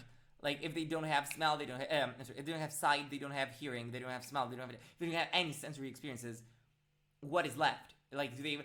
And well, he said, well, okay, Kant takes the way out, says, well, that's not an experience, right? You're not a rational agent. Which is a fancy way to get out of the question you don't want to answer, but okay. At any rate, yeah, and Destiny was saying at some point, well, okay, what if they had this extra sense? And Ryan was saying this is a completely nonsensical question because it has nothing to do with their experience, so we can't know anything about it. So opposing it is completely nonsensical, right? Because of course Rem will never put in the end, like, well, in my framework, in the Kantian framework, this is nonsensical. Well, what if Destiny's the fucking rationalist? It's not nonsensical because he's starting with first principles. I know you think Kant is right, but yeah, it doesn't mean I have to believe it. Anyway, yeah, and so what I was trying to say is I would like to have a variant of that discussion versus the other types of discussions I've seen him have. I want to start and see how he builds up his metaphysical system and see how I can come up with an answer to that. Because clearly, I mean, to me, and this is why I get frustrated and I am a little bit more confrontational when it comes to moral realism, it's just because it's just so self-evident to me. It's just so self-evident that morality is empty of content. Like, it makes no sense, right? To me, and I think, okay, I think I've always sort of known that. I hadn't sort of bitten the bullet on it necessarily for a very long time. But I think this was obvious to me for a very long time. I don't know what exactly to tell you if it's not obvious to you, so I'm gonna have to. But there's so many reasons, right? There's so many assumptions that I do not agree with. Like, first of all, the transcendental subject, or however you want to put it, or the Cartesian subject, the subject that can make that determination, right? And then again, my issue is, well, okay, so you say we determine that X is bad, right? Okay, let's say I agree with your framework. Okay. What does this mean, right? And by what does this mean is, what does this mean for me, right? So, well, you should do it. It's true that you should do it. And, well, you should do it because it's good. It's good because you should do it. Do you see a kind of circularity here? You know what I'm trying to say is, it's not going to say, okay, this is a circular argument or whatever. It might not be. But what I'm trying to say is, where exactly lies the supposed illocutionary force of moral commands or moral facts? Right? Like, you can tell me, you should do this, and it's true. I can tell you, like, okay, I don't care. Right? What are you going to do about it? You know what I mean? As with any statement, you can't do this, it is my right, even not in philosophical circles, but in discourse, everyone has a God-given right to, okay, what are you going to do about it, right? So, okay, what if I step on it, then what, right? And, like, if you don't believe in God, I know this sounds like an obnoxious answer, the answer of an asshole or, like, a kid. But what I'm trying to bring to light is, what moral facts purport to do, I don't think they have the power to do it on their own, right? Because thank you for the $5, Dargona, whatever. Like, oh, wait, no, shit. Okay, where's the text? Can you copy the text of the donation, because it disappeared before I had the chance to read it, and I don't know where I might have access to, because I've been to my Streamlabs dashboard, but I'm not. I have never found where I can see my past tips. Let me see.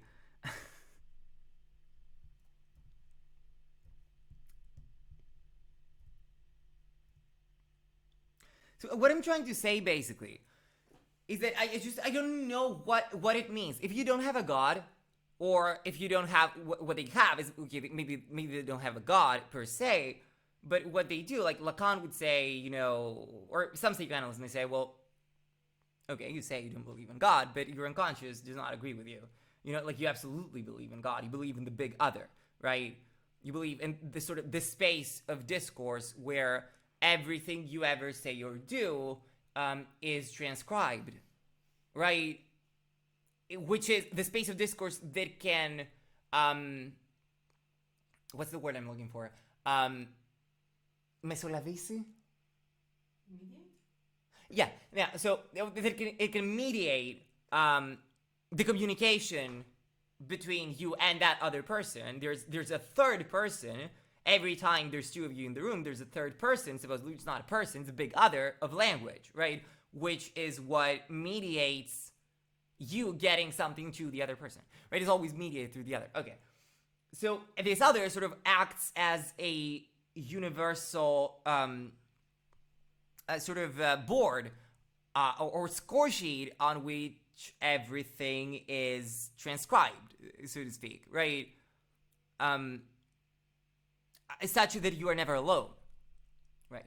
At least if you're a neurotic, right? If you're psychotic or you schizophrenize yourself, a la Deleuze and Guattari, that's not the case. But of course, even Deleuze and Guattari, they do recognize Lacan's descriptive explanations, but they say, well, this is or at least that's how you read them. This is Oedipalized subjectivity, right? This is not fundamental, right? There is an outside of it, right? This is very socially contingent, right? This is not just, yes, language is at fault here partly, but it's not.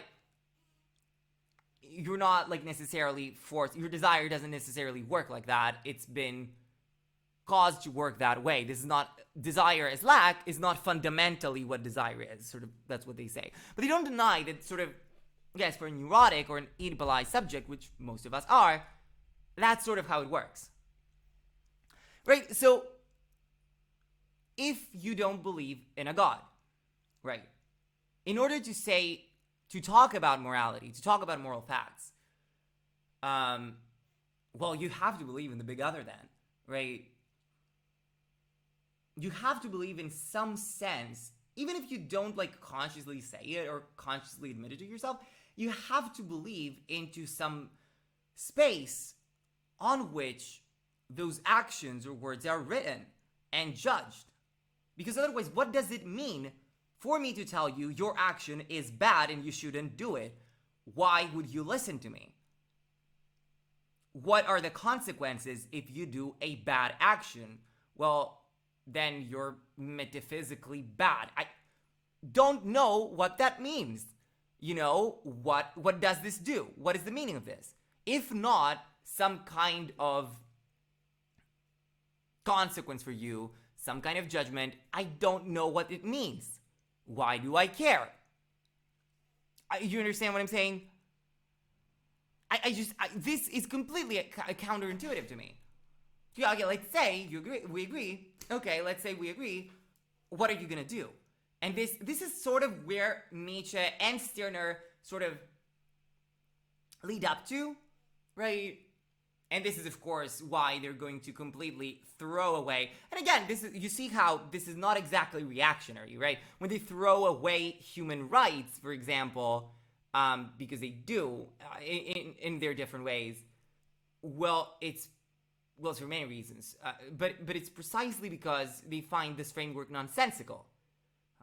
It's not because they believe in white supremacy, as the Nazis would have it, right? Stirner is far more explicit, of course, in his anarchism, right, than Nietzsche is. Although I personally, and other readers of Nietzsche, I do consider him some form of an anarchist. And we'll say, well, he's an aristocrat, he lacks aristocracy.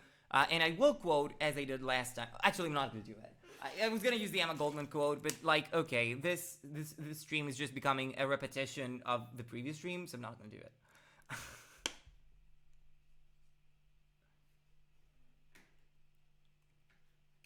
But yeah, I do view him as an anarchist, because what Nietzsche does... What's going on? For some... folks, are you getting this? Am I lagging? What is happening? Because chat is not showing up on my end. So I'm assuming it's not showing up on your end. I don't know why that happened. Fuck me. Wait. I assume that if you type something in chat, here, let me check this. Yeah, it should show up. Yeah. Okay. I don't know why this happened. Maybe there's some setting for the browser boxes to spontaneously renew or something. Let me see Streamlabs, just a second. I catch my breath. Yeah, see, it's good to have something to show your chat while you take a breath. Alright, wait. I don't care about your fucking logo maker. Streamlabs. Whew. I need nicotine. See, when you're talking, you can't vape. That's a problem. Or when you're talking as fast as I'm talking. Thank you for the follow, Stinking Beehole. Recent events, maybe? Oh, I don't know. I'm sure there must be a page where I can find... Oh, yes, this is it. Lacanian, don't debate with Rem on Twitter. He's just gonna pretend every philosopher agrees with him. Lacanian. Yeah, what you send me on Discord, yeah. Yeah, he always does this. Yeah, okay. There's a lot. We're 2 hours in, and there's still a lot of trash, Rem trash talking left. This is gonna be it. We have to end moral realism here. I don't want to talk about it again.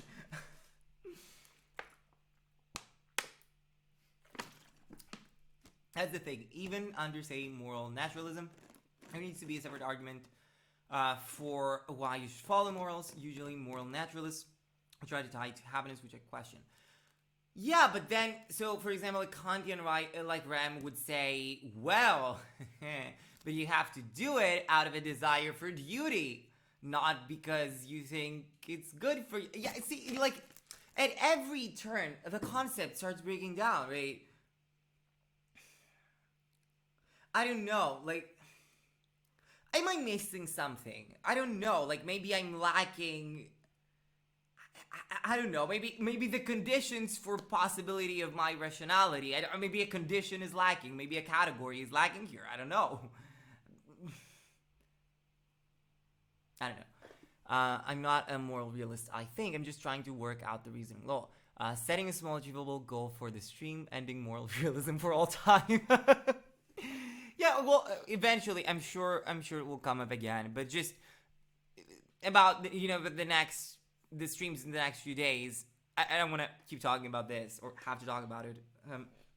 But yeah, it will obviously come up. What I wanted to say before is, I want to talk to Rem. I want to debate him, but I want to start on this common ground, which is Kant, right? Because both traditions in philosophy have Kant as a seminal figure. So if we can start there, maybe we can then parse out our metaphysical differences. What I also want to do is I want to comprehend Deleuze's metaphysical system, part of which does have criticisms and answers to Kant. Now, it is notoriously obscure and completely inscrutable. I'm talking about difference and repetition, but some of it is also elaborated in logic of sense. Is like another argument is again that aren't you taking language a bit too seriously here, right? You're taking categories too seriously, right? Like they correspond necessarily to essence. Like Ram also said like in order for me to make an actual moral statement and not just prove to you that moral truths or moral facts exist. Well, we're going to need more than that. We're going to need a theory of truth. Which one do you subscribe to? Or, what else does it say? Theory of language. And I agree, you do need that. I don't see, though, why you don't need a theory of language to talk about the companions in guilt argument. And the thing with the companions in guilt argument is... I still don't understand what commitments it makes. Right? Because, moral realism, right? How are we to understand it? Because Rem says, it doesn't make any ontological claims. I can't necessarily tell you how to measure the good. What is actually good? I can't tell you that. I can just tell you that moral facts exist. Right? Which is, kind of a cop-out, but okay.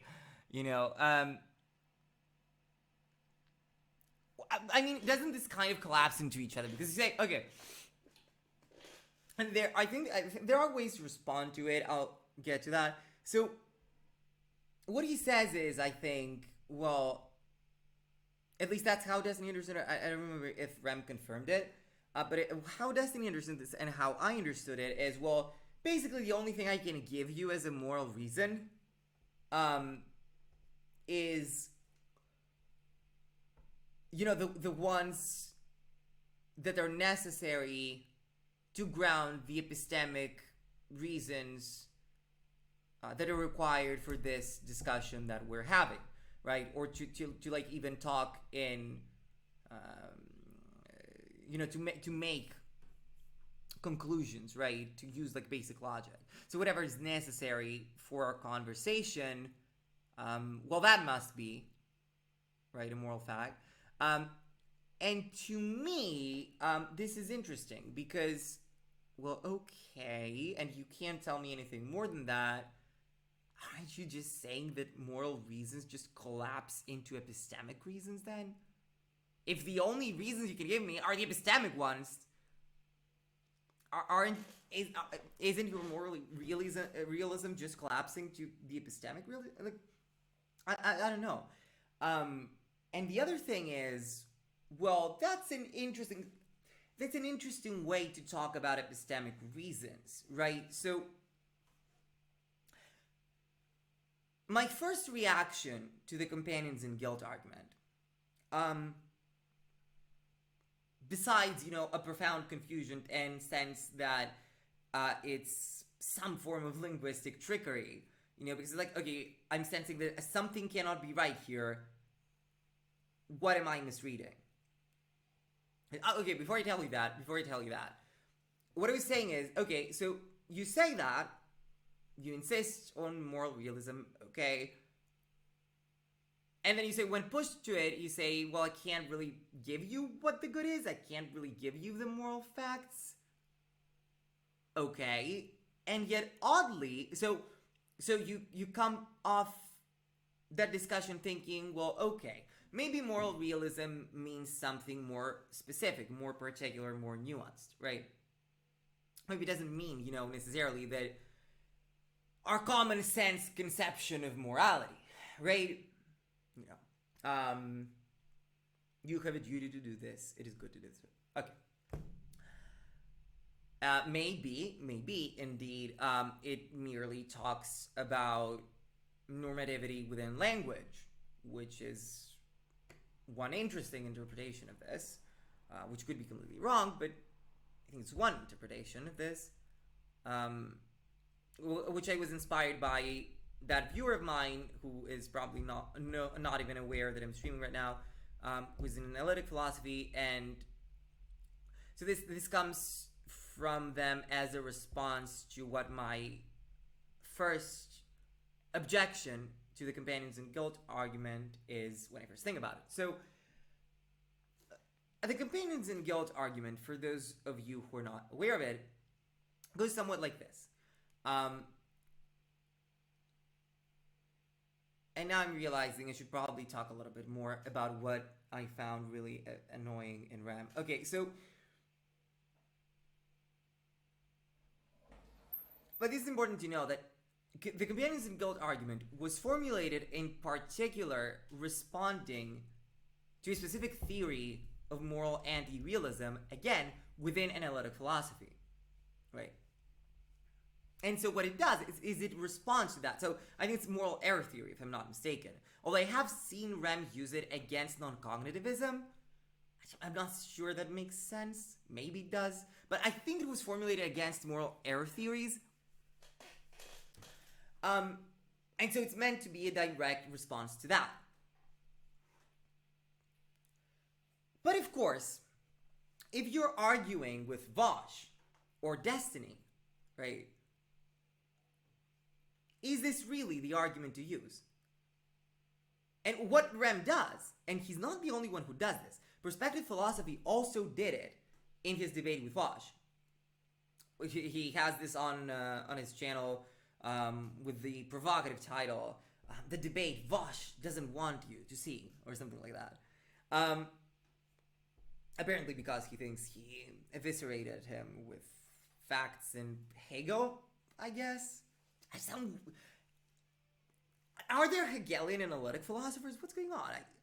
This is the first I'm hearing of this. Anywho, and what they both did, and this is what I'm mad about, right? Because this is just blatantly dishonest, right? This is not just, okay, we have a different understanding of philosophy. I think this is blatantly dishonest, right? And I don't know how much of this is intentional, but like, okay, how stupid can you be, right? How completely out of the...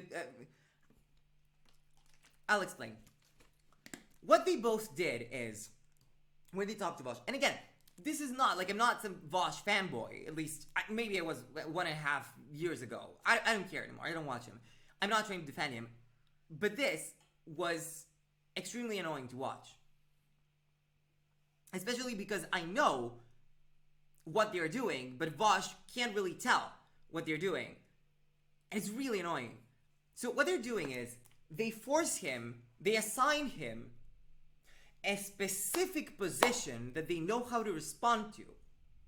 Even though he has never claimed that he holds this particular position. And then they move on to argue against that. So what Rem did is, okay, when Vosh said, well, I don't believe morality is objective or real in any meaningful sense, well then Rem immediately assigned him, okay, then you're an error theorist. Okay, I have no fucking... Well, you didn't tell him that, but that's what he did, right? Okay, he has no fucking idea what error theory is, right?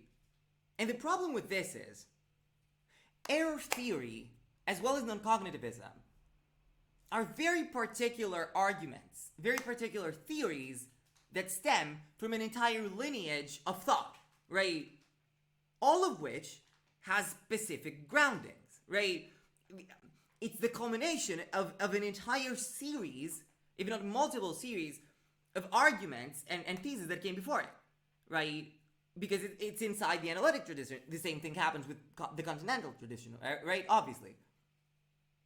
So it was a response. I'm not sure what it was a response to, but again, it's not building an entire theory of morality from the ground up, because it's also already taking all the baggage from its sort of lineage, right?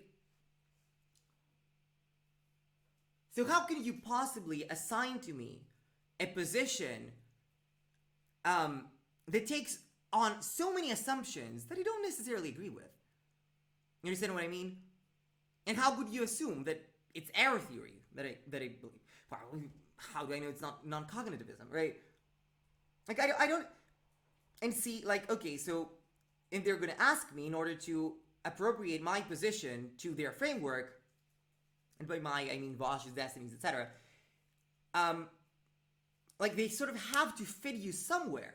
It's like, well, these denotations, these categories, they're not suited to describe my position. So, I don't know what you expect me to say. You know, my position is sort of beyond that, right?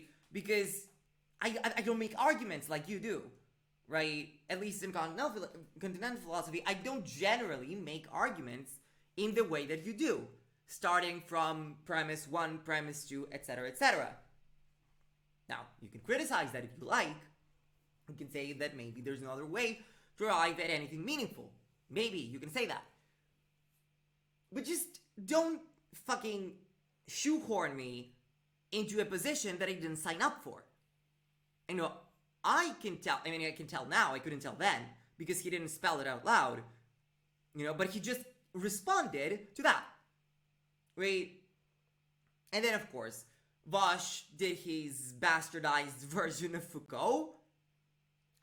And then Rem claimed that he was an epistemic anti-realist, which is an extremely fringe position that only the most lunatic of philosophers ever believe, right? Like, this seems so clearly like the attempt of this conversation is just to discredit him, right? And you can be like, okay, this is Twitch debates, this is the debatosphere, what do you expect? Well, yeah, but that's not what he pretends to be doing, right? He pretends to be above all this. He pretends to be above the debatosphere and their petty squabbles for clout, right? Because he values truth. And importantly, he doesn't value it because he desires it. He desires it because he values it, he said in a tweet, which I don't know what that fucking means, but okay. But yeah, like, you can't really pretend like you're interested in philosophical conversation and half of what you're doing in our discussion, after our discussion on Twitter, is just slander me and use your academic credentials as the appeal to authority that makes me out to be a complete nonsensical lunatic. And I agree that Bosch's way of framing things and explaining his position was, of course, philosophically poor because he never bothers to read anything interesting. Sure.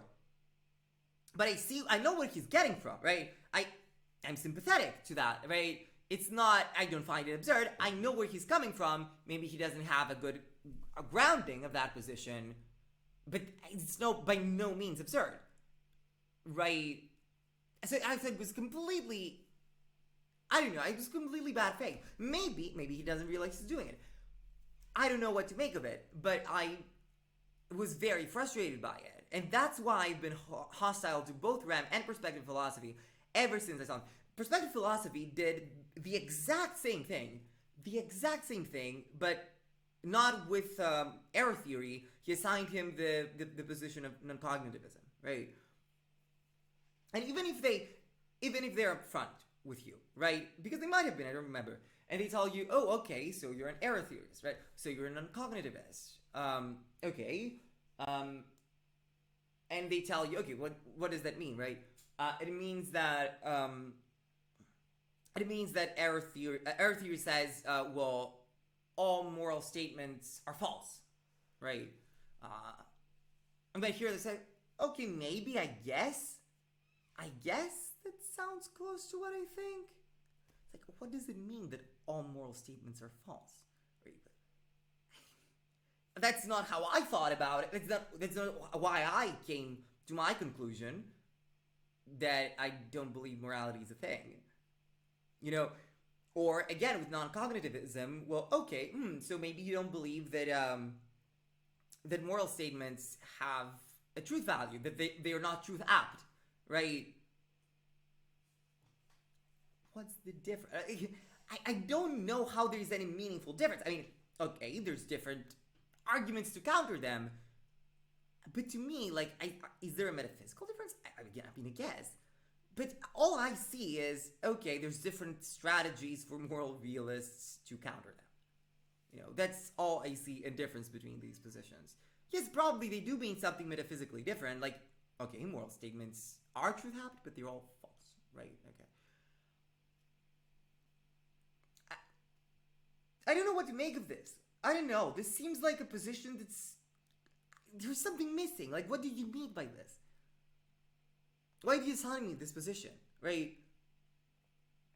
And it sounds reasonable if they tell you this, and so you might accept. You might say, okay, maybe that sounds close to my position. And then they start, their entire academic lecture about how, the theory is wrong because there's some strong argument against it. I don't remember, what was this? What was the argument that perspective philosophy used? The Frege, Gerlach, was it? No, this is the Stern-Gerlach experiment that I'm thinking of. Frege Gage something? The Frege Gage argument? Something like that. But again, it was the exact same strategy. I'm shoehorning you into a position that you have nothing to do with. Clearly, you've never studied it. From a lineage of philosophy that, again, you have nothing to do with. Because I know how to respond to that, right? Is this a good faith discussion? Is it really? Like, please, I want them to explain what the fuck they're thinking. Because for some reason, I don't know, but it makes me extremely frustrated. Like, fuck you, your entire purpose is just to defame me, right? You're not interested in actually having a conversation. You just want to make me sound like a lunatic. I don't know. That's why both of them, I don't know, I dislike them. Okay, let me read chat for a while because there were a lot of messages. Let me see. While I was going on my rant.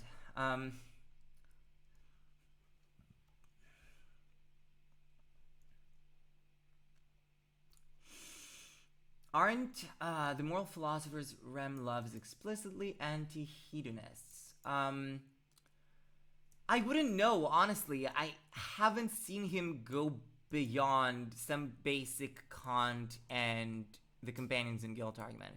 I was looking for his website the other day, but it's probably gone now. I don't know what happened to it.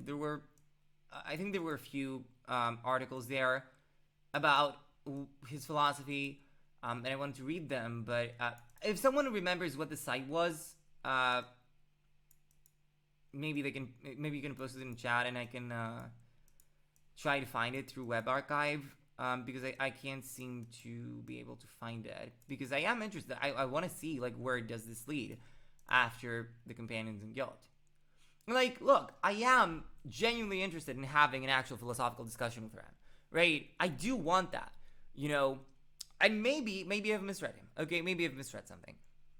But in order to be able to do that, right, we're gonna have to start with some basic stuff, right? You're not gonna force me to choose between the only two options that make sense within your framework, right? Because obviously, like, these are not eternal. Because he will claim, right? Oh, but what are you talking? The entire history of Western philosophy is against you. Like, really, Plato was a moral realist? Like, yeah, obviously he believed in morality. Yeah, no shit. But is he a moral realist in the same way that you're a moral realist? With the way that you formulate your argument? No, that's not the argument he was making. This is not, he didn't make the assumptions you're making. His metaphysical grounding is different from your metaphysical grounding. How are your positions remotely equivalent? They're based on completely different frameworks, right? How can you retroactively assign them the status of moral realists? I think, okay, maybe from Kant onwards, I think Kant you can legitimately call a moral realist, right? I think there's, he's recent enough and influential enough to the field of meta-ethics and analytic philosophy. I think it's reasonable to call him a moral realist. But before that, I don't know, it seems a little bit nonsensical. The other thing, of course, he'll also do is he will always cite, not just him, right? Because what has happened, of course, is that every person who hates Vosh, and a lot of DGGers who do hate Vosh, including that new guy, Doomer Politics, who, of course, did the video Is Vosh Unironically Evil, where, of course, he took Rem's stance on the whole morality debate and so on. What they will do is they will align with moral realism, something they had never heard before, quite possibly, simply because they don't like Vosh and they trust that Rem, having academic credentials behind him, knows what he's talking about.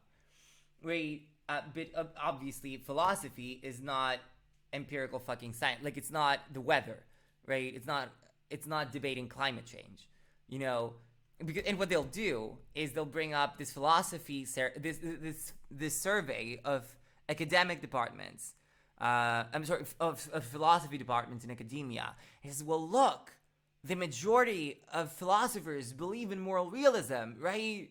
So this must be correct. First of all, it's barely a majority, even then. It's like 56% or something. So I would appreciate it if you didn't make my position seem absurd if, around 35 to 40% of philosophers actually aligns with me, first of all. Second of all,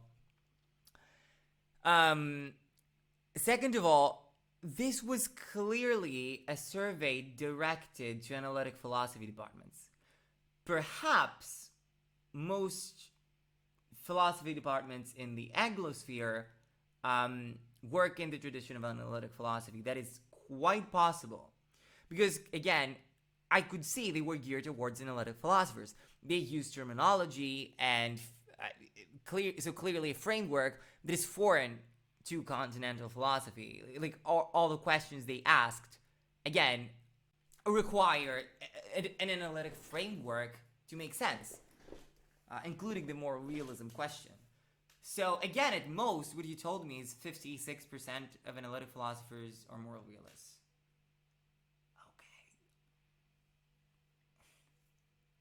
Okay. And so, and of course, people who are so used to arguing almost exclusively with not so, but with empirical data, and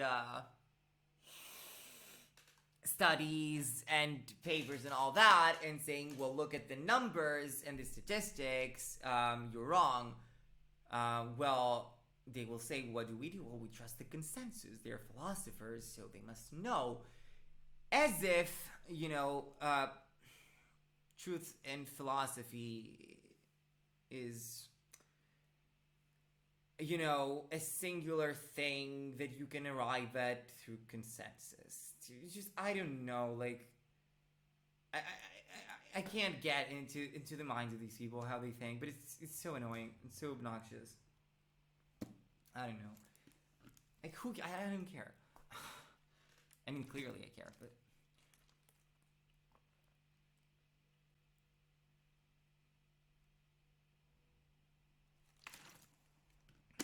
Actually, I think you'll find everyone cool agrees with me and only stinky dorks agree with you. Yeah, it's probably what I should tell him. Yeah, what I was saying also, which was a thread that I sort of interrupted, was that, okay, he'll say this about moral realism. It's all fine and dandy, right? Okay, so you won't make any commitments as to the nature of those statements, right? Okay. But then, you go on and you pretend. You make all sorts of moral statements, right? And of course you can justify it because he said, well, I'm a moral realist, right? I can do that, actually. It's like, well, okay, but you also said that your argument for moral realism has nothing to do with the content of the moral statements.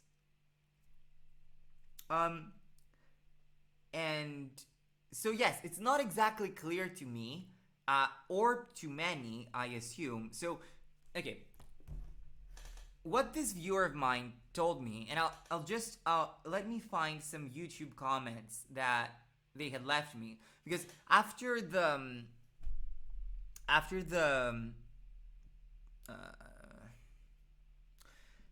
let me see. After the streams of February, there had also been some moral realism discourse, and I was also furious on Twitter. And they had contacted me, and they said, they don't use Twitter, they don't use social media apart from like YouTube and I don't know, whatever else. So we talked a little bit in the comments of one of my streams on YouTube.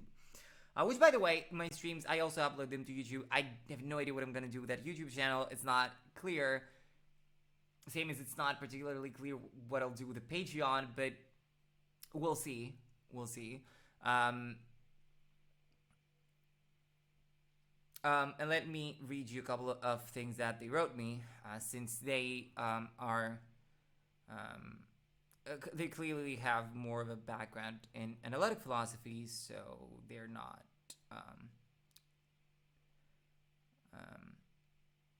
pulling things out of their ass.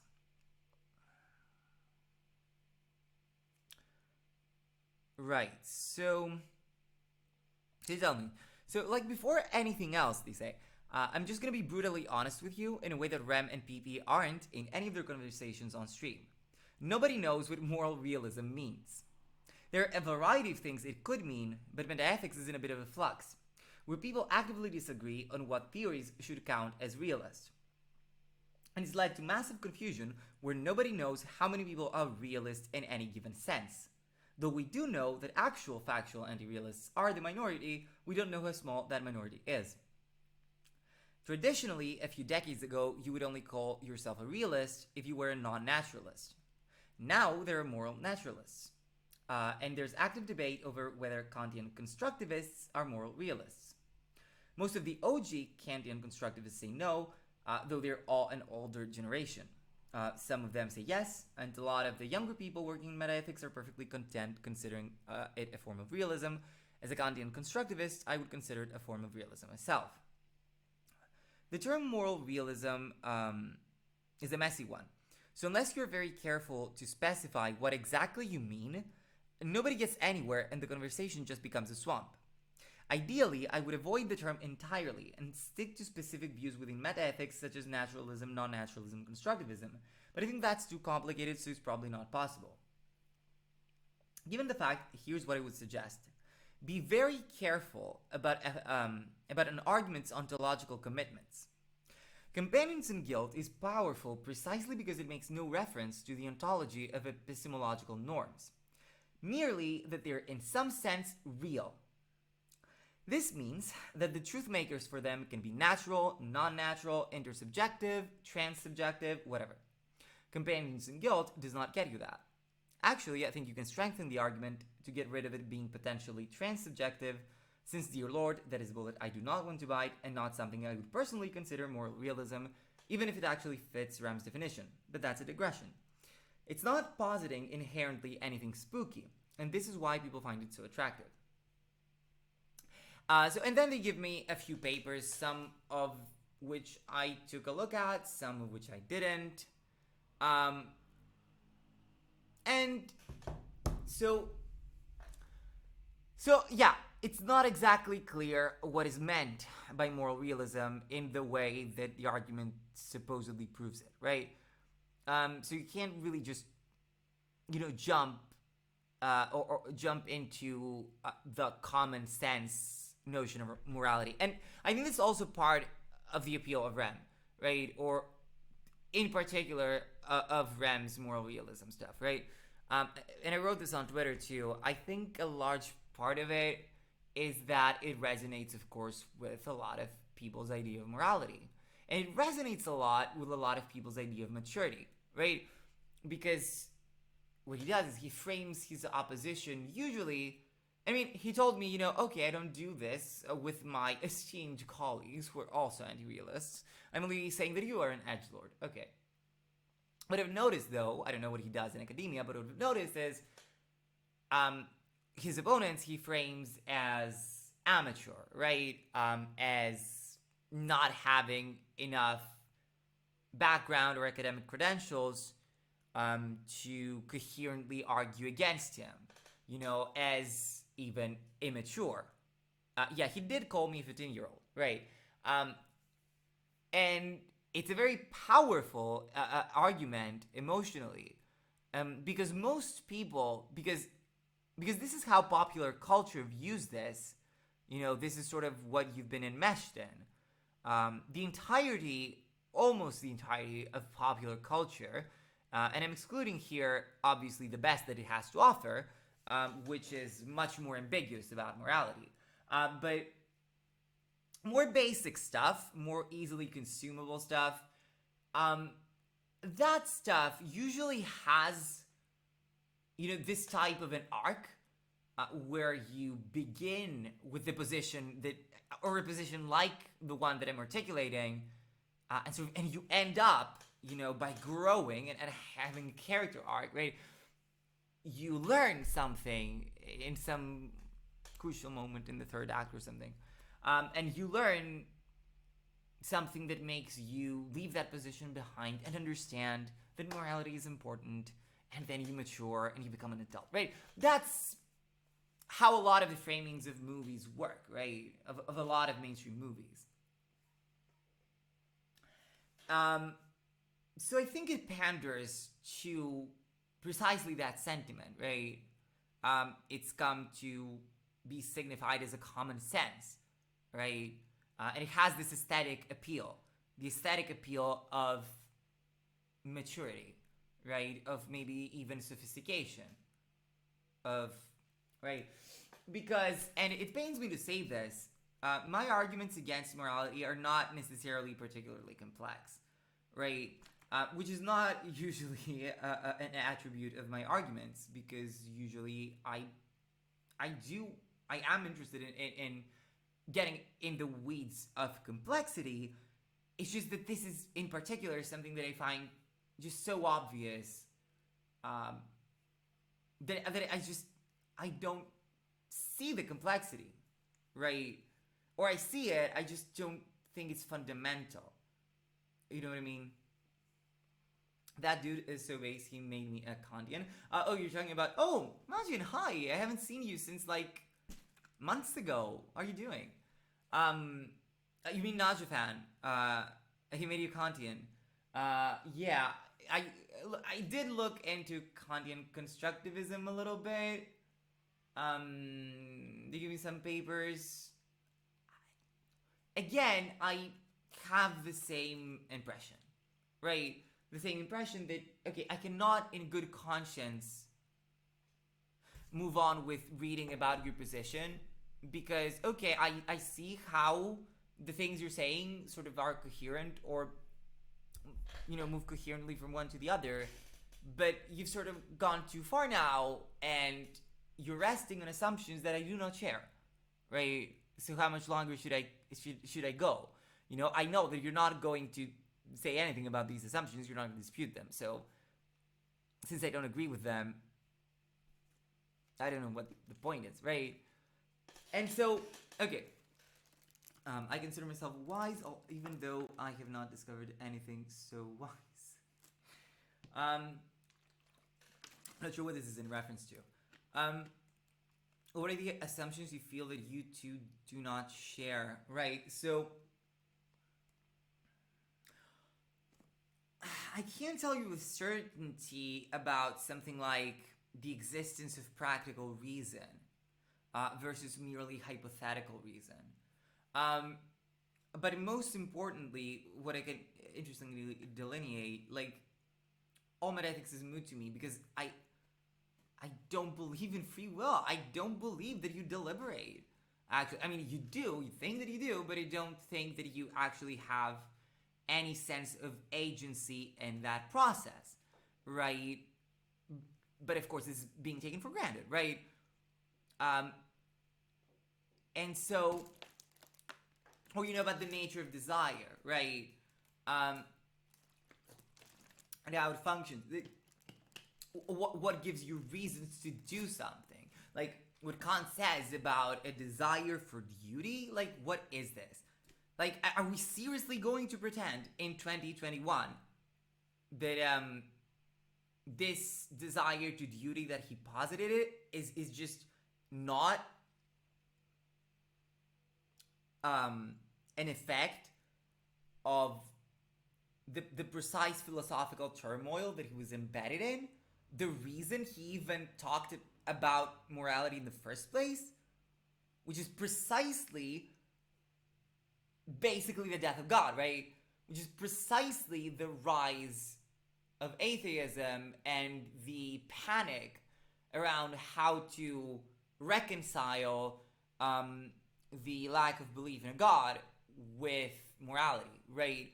So, like, part of his project was precisely to reify the norms that he was afraid were going to go away without the grounding of God, right? So you're setting out and you're trying to prove something, right? Clearly, you're not exactly disinterested party, and I see it in a lot of elements of his argumentation. He just pauses and just rejects contradictions that he finds himself in his own system, because, like, well, that can't be it. It's contradicted by what we see. But by the fact that the common man has morality or whatever. This is not how he says it, but there's basically, like, what was it? It wasn't the example with the promises. There was some example that seemed to sort of undermine the categorical imperative, or not undermine it necessarily, just undermine his intuition around it. That, well, you could also use this as a categorical imperative, right? Like, it respects the condition you have used. But I don't think you would possibly consider this as moral good. I don't remember what the example was, but it was, it fulfilled the categorical imperative. But Kant was not. He did not consider this morally good. So I think there was some excuse, right? He sort of papered over it. He said, well, that's kind of a contradiction, but, that's not how we see the subject act. I'm bullshitting. I don't remember the exact wording, but I just distinctly remember there was such an argument that he made. So, like, you already see inconveniences in the system you're trying to construct, and you're already trying to prove something very particular, which reifies the moral codes that are in danger in your society, am I seriously expected to believe that this is not you interjecting, your own judgment into this, right?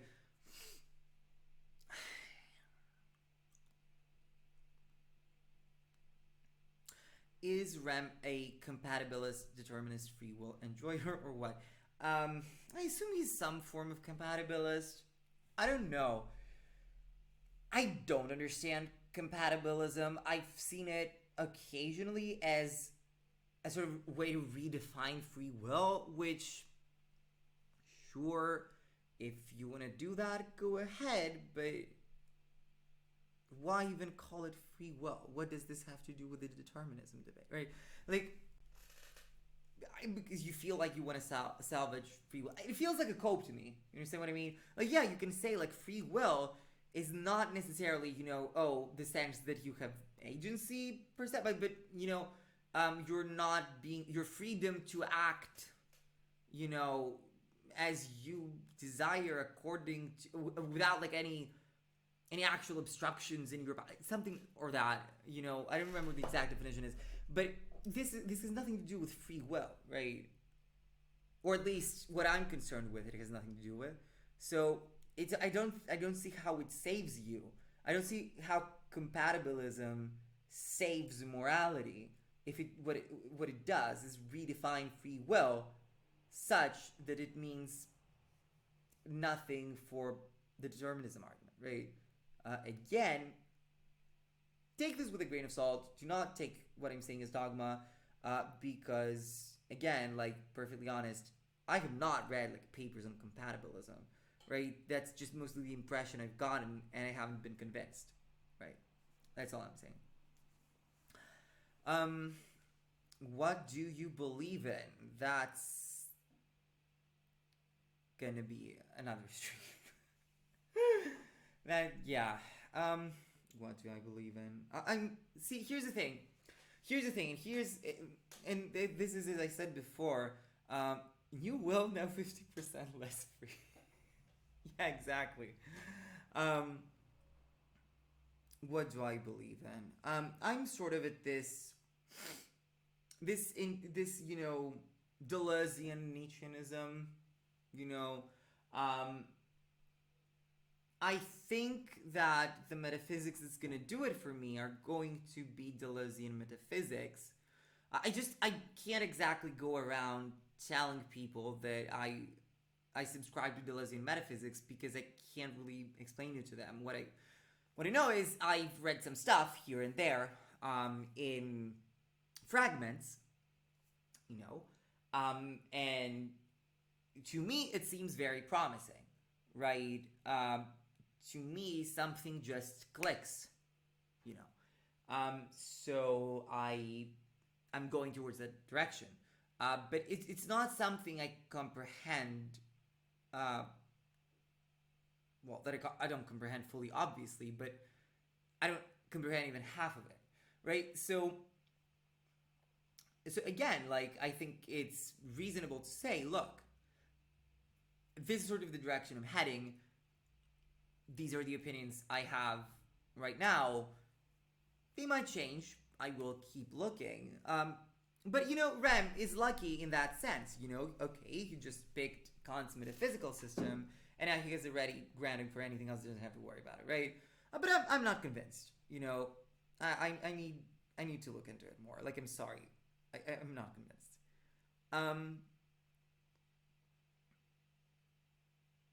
Yeah. So my original response to the companions in guilt argument. Well, so the companions in guilt argument, again, is that it's like, supposedly, along with epistemic reasons, moral reasons sort of get dragged along. But I'm not entirely sure.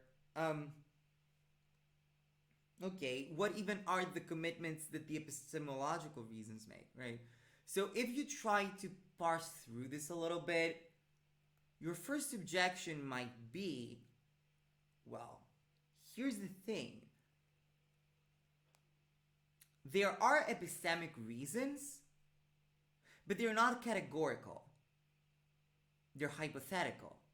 And in that sense, sure, moral facts, I guess. I mean, you wouldn't call it moral facts. They're not categorical, I guess. That's not what moral realism is trying to prove.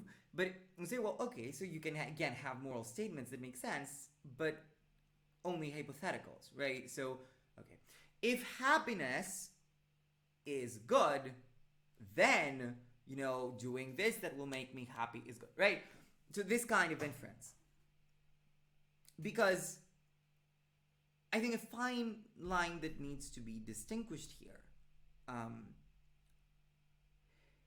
is that it appears what Ram is saying that other people are saying when they bite the bullet in rejecting epistemic reasons is again accuse them of just complete anti-realism, right? Complete epistemic nihilism, or whatever. But that's not necessary, right? I think a better counter to that is, because again, what is not explained here is that there's somewhat of a middle ground here, right? Because what I'm saying, what do epistemic reasons actually mean? And in that sense, if you think about it in that sense, well then yeah, the companions and guilt argument actually kind of makes sense. But you start from that assumption. Okay. What it takes for granted, again, is that epistemic reasons are in some sense categorical. Well, what does it mean? Well, that sort of means that you have to accept them unequivocally, right? Or unconditionally, right? In themselves. But that you have to do it. You should do it, right? So yeah, in that sense, obviously, you've smuggled normativity there. Like, you've smuggled morality there. If you're saying that, if you're defining epistemic reasons in the sense that, someone is obligated, to believe that, to listen to you, and to believe X, X result of science, X logical conclusion, whatever. Right? Which is not something he ever says, because he's not an idiot, because this will reveal that the obvious answer to that, without devolving into anti-realism, is, wait a second, so we are not necessarily talking about the claim that epistemic reasons have to truth. You're just talking about whether or not we should adhere to them, right? So yeah, obviously, right? Yeah, that makes sense.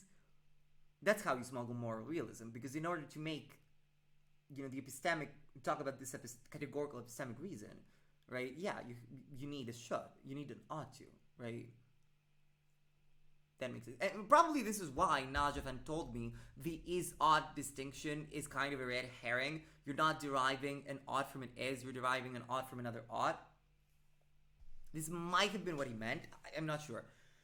But what we're getting at is, yeah, okay, this is why it makes sense, but wait a second, right?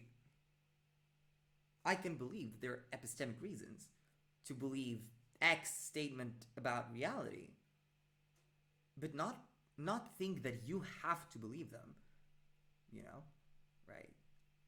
Because you can add, well, if, for example, you want to know, to do this in the most bare bones understanding of science and not get into those realisms and anti-realisms and whatever, even though my friend Delanda says here in the Deleuzean Metaphysics of Science that he constructs that Deleuze is a realist, apparently.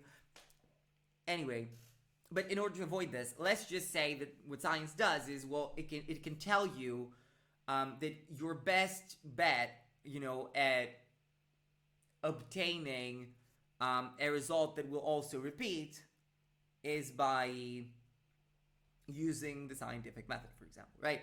That you can reproduce, right?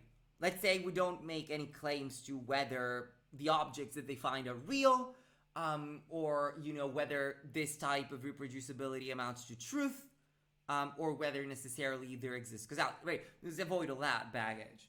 But so let's say then that I could tell you, well, okay, you have a reason to follow the scientific method if you're interested in having reproducible results in experiments, right? And that's instrumental reason, basically, right? This hypothetical imperative. If you're interested in finding that out, then you should do that, right? But it doesn't tell you, and because this is what I believe, right? Like, no, I don't believe that if someone doesn't care about truth, they should care about truth. I don't give a fuck. Like, no, why? Yeah, this entails moral. This entails morality. If I am to say that, no, you are right, and this is not at all explicitly clear when Rem formulates this argument. That there's this sort of implication that when they say epistemic norms, what they mean is, sorry, not epistemic norms. When they say epistemic reasons is, like a categorical reason to believe something. I don't believe that. Wait a second, right?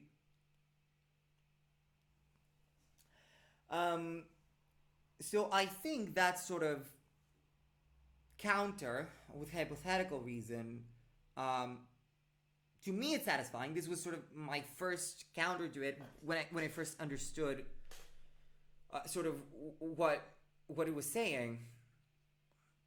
Honestly, to me, it's satisfying. To Najafan, it was not necessarily. So what they told me was this, and I'll read you from the comment. Again, let's make sure to have someone who's actually studied this. Okay, so they say,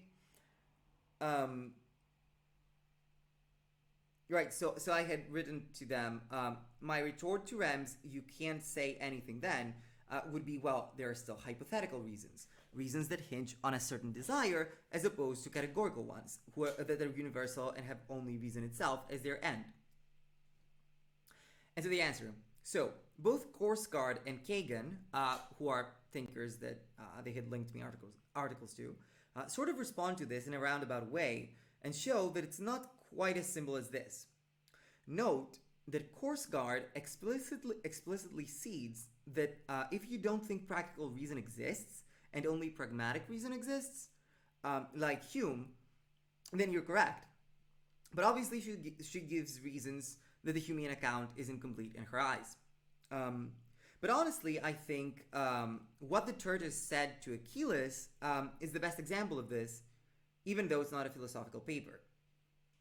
Let's suppose that you look at the world and see that induction seems to work, that induction seems to help us in whatever our goal is. So then we have A, I have some goal. B, if I have some goal, I should trust induction. Z, therefore I should trust induction. So, why can't I accept A and B and reject Z? You say, well, A and B imply Z. And if you accept A and B, you must accept Z. And I agree to that. That seems plausible to me. I'll accept this as an axiom as well. So now we have A, I have some goal. B, I have some goal. If I have some goal, I should trust induction. C, if you accept A and B, you must accept that you should trust induction. Z, therefore I should trust induction. So, okay. Long story short, this goes on ad infinitum. It seems to me that reason itself is fundamentally categorically normative in a way that few people appreciate. So this sort of made me think about this, right? And I don't have really a satisfying answer to this.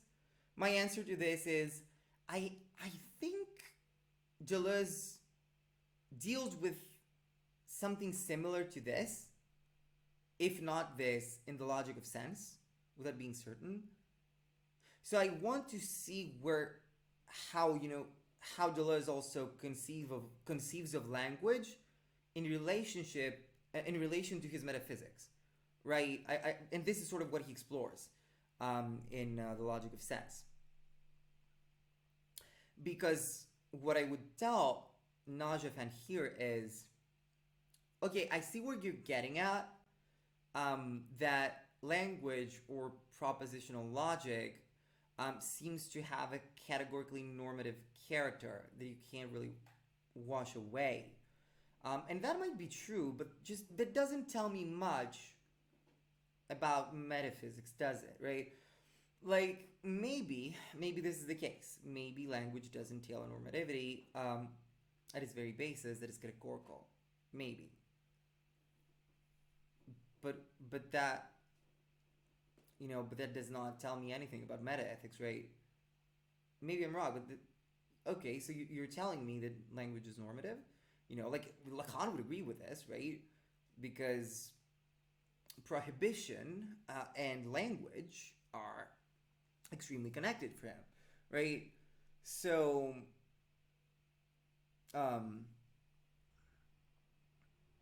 because you can't really have any type of structure or organization in language or produce sense without the name of the father, Lacan would say, right?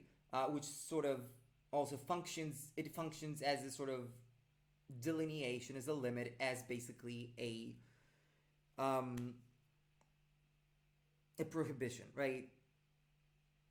So yeah, okay, language and reason is normative, but that does not tell me that this accurately corresponds to reality. So then I think like you probably need a picture of how language and logic sort of relate to truth and or reality, right? So that's sort of what I would respond to that. But I don't know. On a surface level, I think at least as long as categorical as long as companions in guilt is concerned, I'll take it. I'll take if you believe like Hume that only instrumental reason exists, right? This is correct. I'm like, okay, I'll bite that bullet. Just so we don't maybe get into more weeds. And I think, this might be, I think it's a fairly reasonable position. This does not form the whole of my metaphysical views. I won't necessarily, defend it at all costs, but I think it's a sufficient counter to it for anyone who feels uncomfortable with it. Anyone who feels like, fuck, there's something already implied here, or there's something missing, something is going on, this cannot be the case, right? There's something missing here, right? And hopefully, if I'm able to have a debate with Rem and it gets attention, hopefully people will stop identifying as moral realists on my timeline. Oof, I'm a little bit tired. I will read some chat and maybe respond, and we'll see what happens next. What else did I want to talk about? Also, chat, let me know.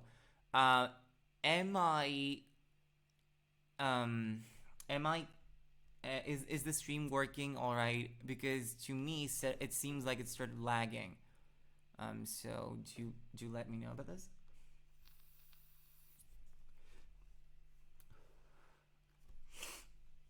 What you're hitting on are arguments about morality as a binding force. Yeah. When I was talking about okay, why am I compelled? Like, what's the illocutionary force of the binding force of the argument? Audio started lagging. Yet something is going a little bit wrong, but I can't. It's not really clear to me what's at fault here.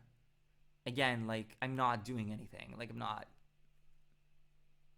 I'm literally just talking.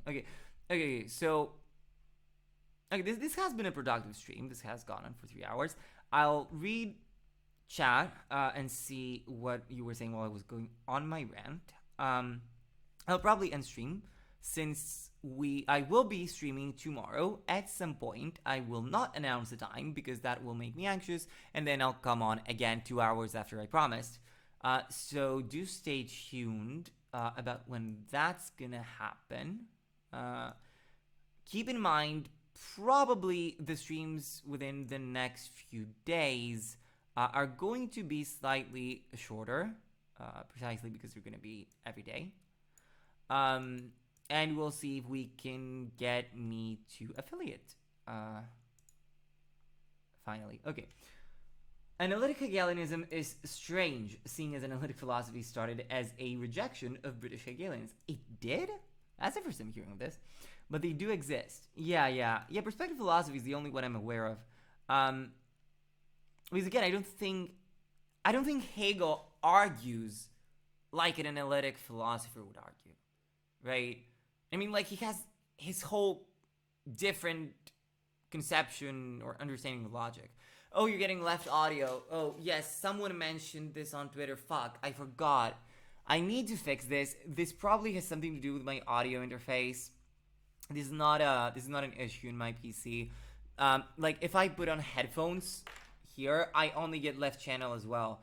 I think there's probably an easy fix for that I've just forgotten to do on this particular laptop. I will fix it though.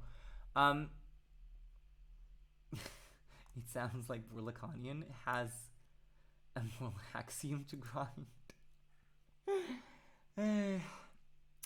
Unrelated, but one time I liked one of your tweets responding to a TERF, and I checked the TERF's account and they blocked me.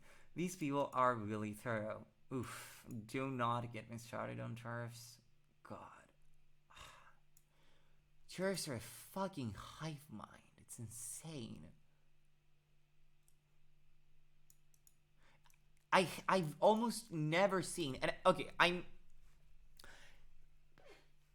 going to sort of excuse the cancel mob here because they don't exactly work in the same way. The cancel mobs on Twitter sort of work in large packs about very large issues, and they can be very overwhelming.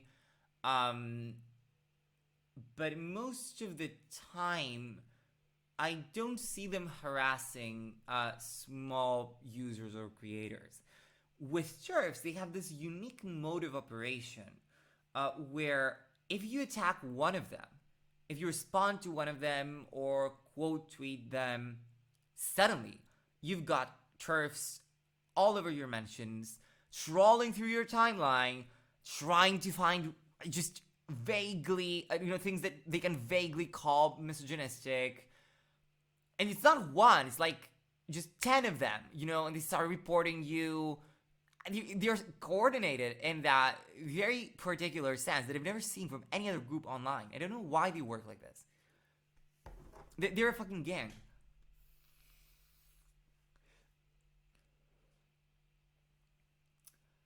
Yeah, don't respond. I can't resist it, but if you can, don't bother with these people.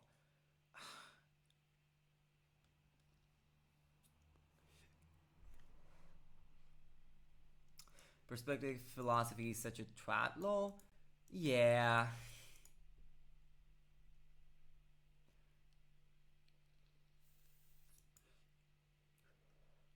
What? The normative web came out after good old Escher Bach, though? Do you mean that it was, in a sense, like, was like influenced by it? Because it doesn't sound right. Wait, what was the original mention of good old Escher Bach? I've been meaning to read this for years, but I haven't gotten my hands on it. Lacan would say we're all lacking. Yeah, of course.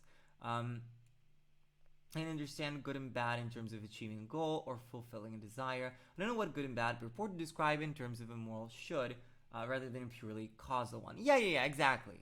Right.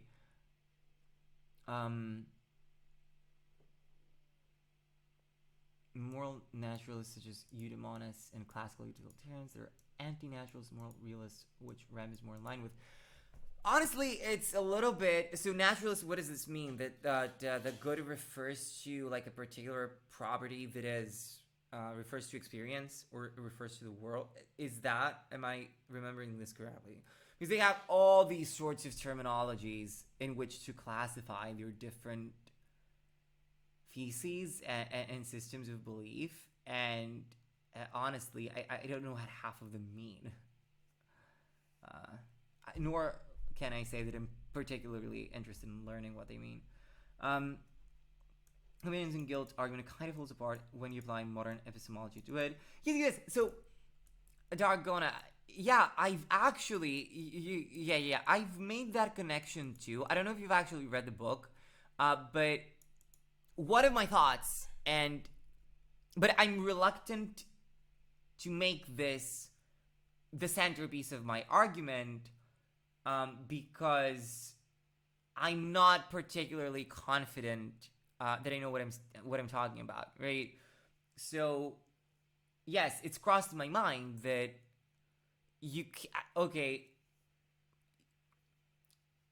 things like when there has been cast doubt on how language and whether language can be said to correspond to truth, and whether axiomatic logic, since those types of logic clearly have flaws and paradoxes, and since you have, as you mentioned, you have Gödel, which sort of proves that theories like set theory, I think that's what it says, right? See, that's what I'm talking about. I don't feel very confident in discussing these things because they're not very clear to me. I haven't delved into it. Which sort of says that not on set theory. What does it say? That they're based on what? That there will always be statements that are true but cannot be proven. Set theories, therefore, they are incomplete, and they are, what else are they? There are three corollaries to that. Anywho, So, this sort of undermining of this traditional idea of reasoning, of this traditional idea about how much language can correspond or talk about metaphysical reality. We don't, because the thing is, someone who might be aware of some criticisms like that will not be convinced by arguments like that. And they'll probably respond, if they're not more careful, in a similar way to Vosh, and completely dismiss any form of reasoning like that, or that we can know anything based on such reasoning. And that, of course, leaves someone like Rem, or most analytic philosophers, with the obvious retort that then even the conclusion that you just made is also moot, because if you can't say anything about this, well, then you can't say anything about what you just said. Therefore, you have a paradox like I am lying right now, like that type of paradox. And so, therefore, so you have to say that this is false, right? That what you just said is false. And so it gives them, this easy way out, right?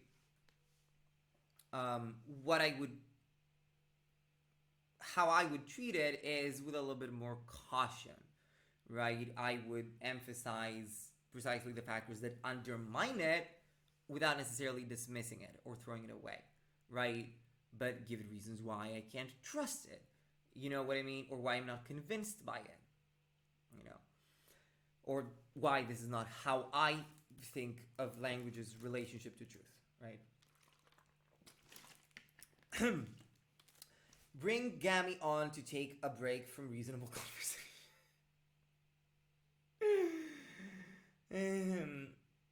That would probably make for more entertaining content than obscure discussions on analytic philosophy. Gammy. A lot of people hate her, and they have reasons to hate her. I interact with her, honestly, mostly to explain to her why half the things she says are very silly. And when I tell her this, she agrees. She seems like, okay, she understands what I'm saying, and then she goes back to doing exactly what she did before. Like, she didn't ever listen to what I said. It's very frustrating. I don't know why. I don't know why I bother. Eugenics will work this time, guys. I promise. Yeah, I saw it, but it didn't. We had eugenics discourse again, right? not the eugenics thing. Yeah, then I'll have to make the case that Nietzsche doesn't like eugenics, and this, I don't know if this is a case that I can make. Even though I'm certainly reading Nietzsche in a very, very different way than maybe libertarians or fascists will read him. I mean, fascists have nothing to do with Nietzsche, but I mean, libertarians maybe have some claim to a reading of him. Anyway, earlier today it wasn't discourse. It was just trying to eliminate autism as a good thing, and of course now it's been deleted. We're doing this again. I don't know. This was a revealing discourse, right? But you can see how it follows from the Sogdom view of the world, Again, it was one of these instances that pushed me further from Sog Twitter, And I also do believe that this, again, comes from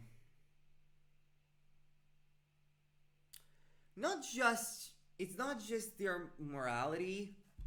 I think it's also their ethics. Their ethics in the meaningful distinction there is between ethics and morality. Or at least in the distinction that Spinoza or Deleuze would make, or probably Nietzsche too. Ethics in the sense of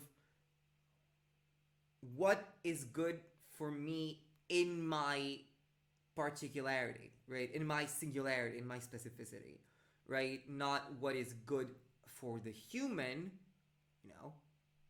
but this particular configuration, this particular singularity that is me, what is good for me, right? In that sense, I think this is the more Spinozian take, right, on ethics. This Deleuze would say ethics does not talk about good and bad. It describes different modes of existence. Let me find it because it's. I've read some parts of his book on Spinoza, and in particular, the part about ethics is fucking gold. I really like it.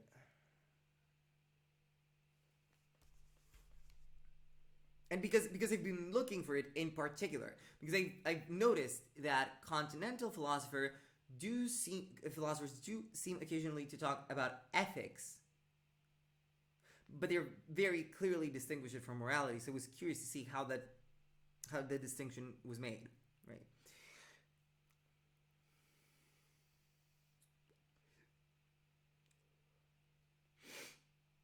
I mean, okay, it's a whole chapter. I'm not going to read the entire chapter, but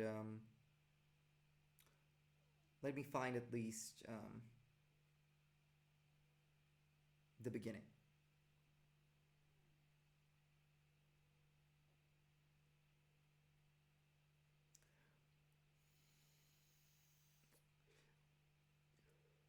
Okay, so basically, since the stream appears to work, I mean, I don't know. Should I leave this for tomorrow? Maybe I should leave this for tomorrow. And we can expand on it and talk more about Spinoza's ethics and Deleuzean ethics. Because it's very interesting, really. And so, get some sleep, bruh. It's actually, it's 4:24 a.m. on Saturday here. But that's fine. My sleeping schedule is completely inconsistent, and I take stimulants for ADHD, so I'm not sleepy yet. I am, however, a little bit tired from talking nonstop for 3 hours. So, since there will be, hopefully, if I manage to sleep today, there will be at some point tomorrow drink water. Yes, thank you. I probably should. I actually want a coffee right now.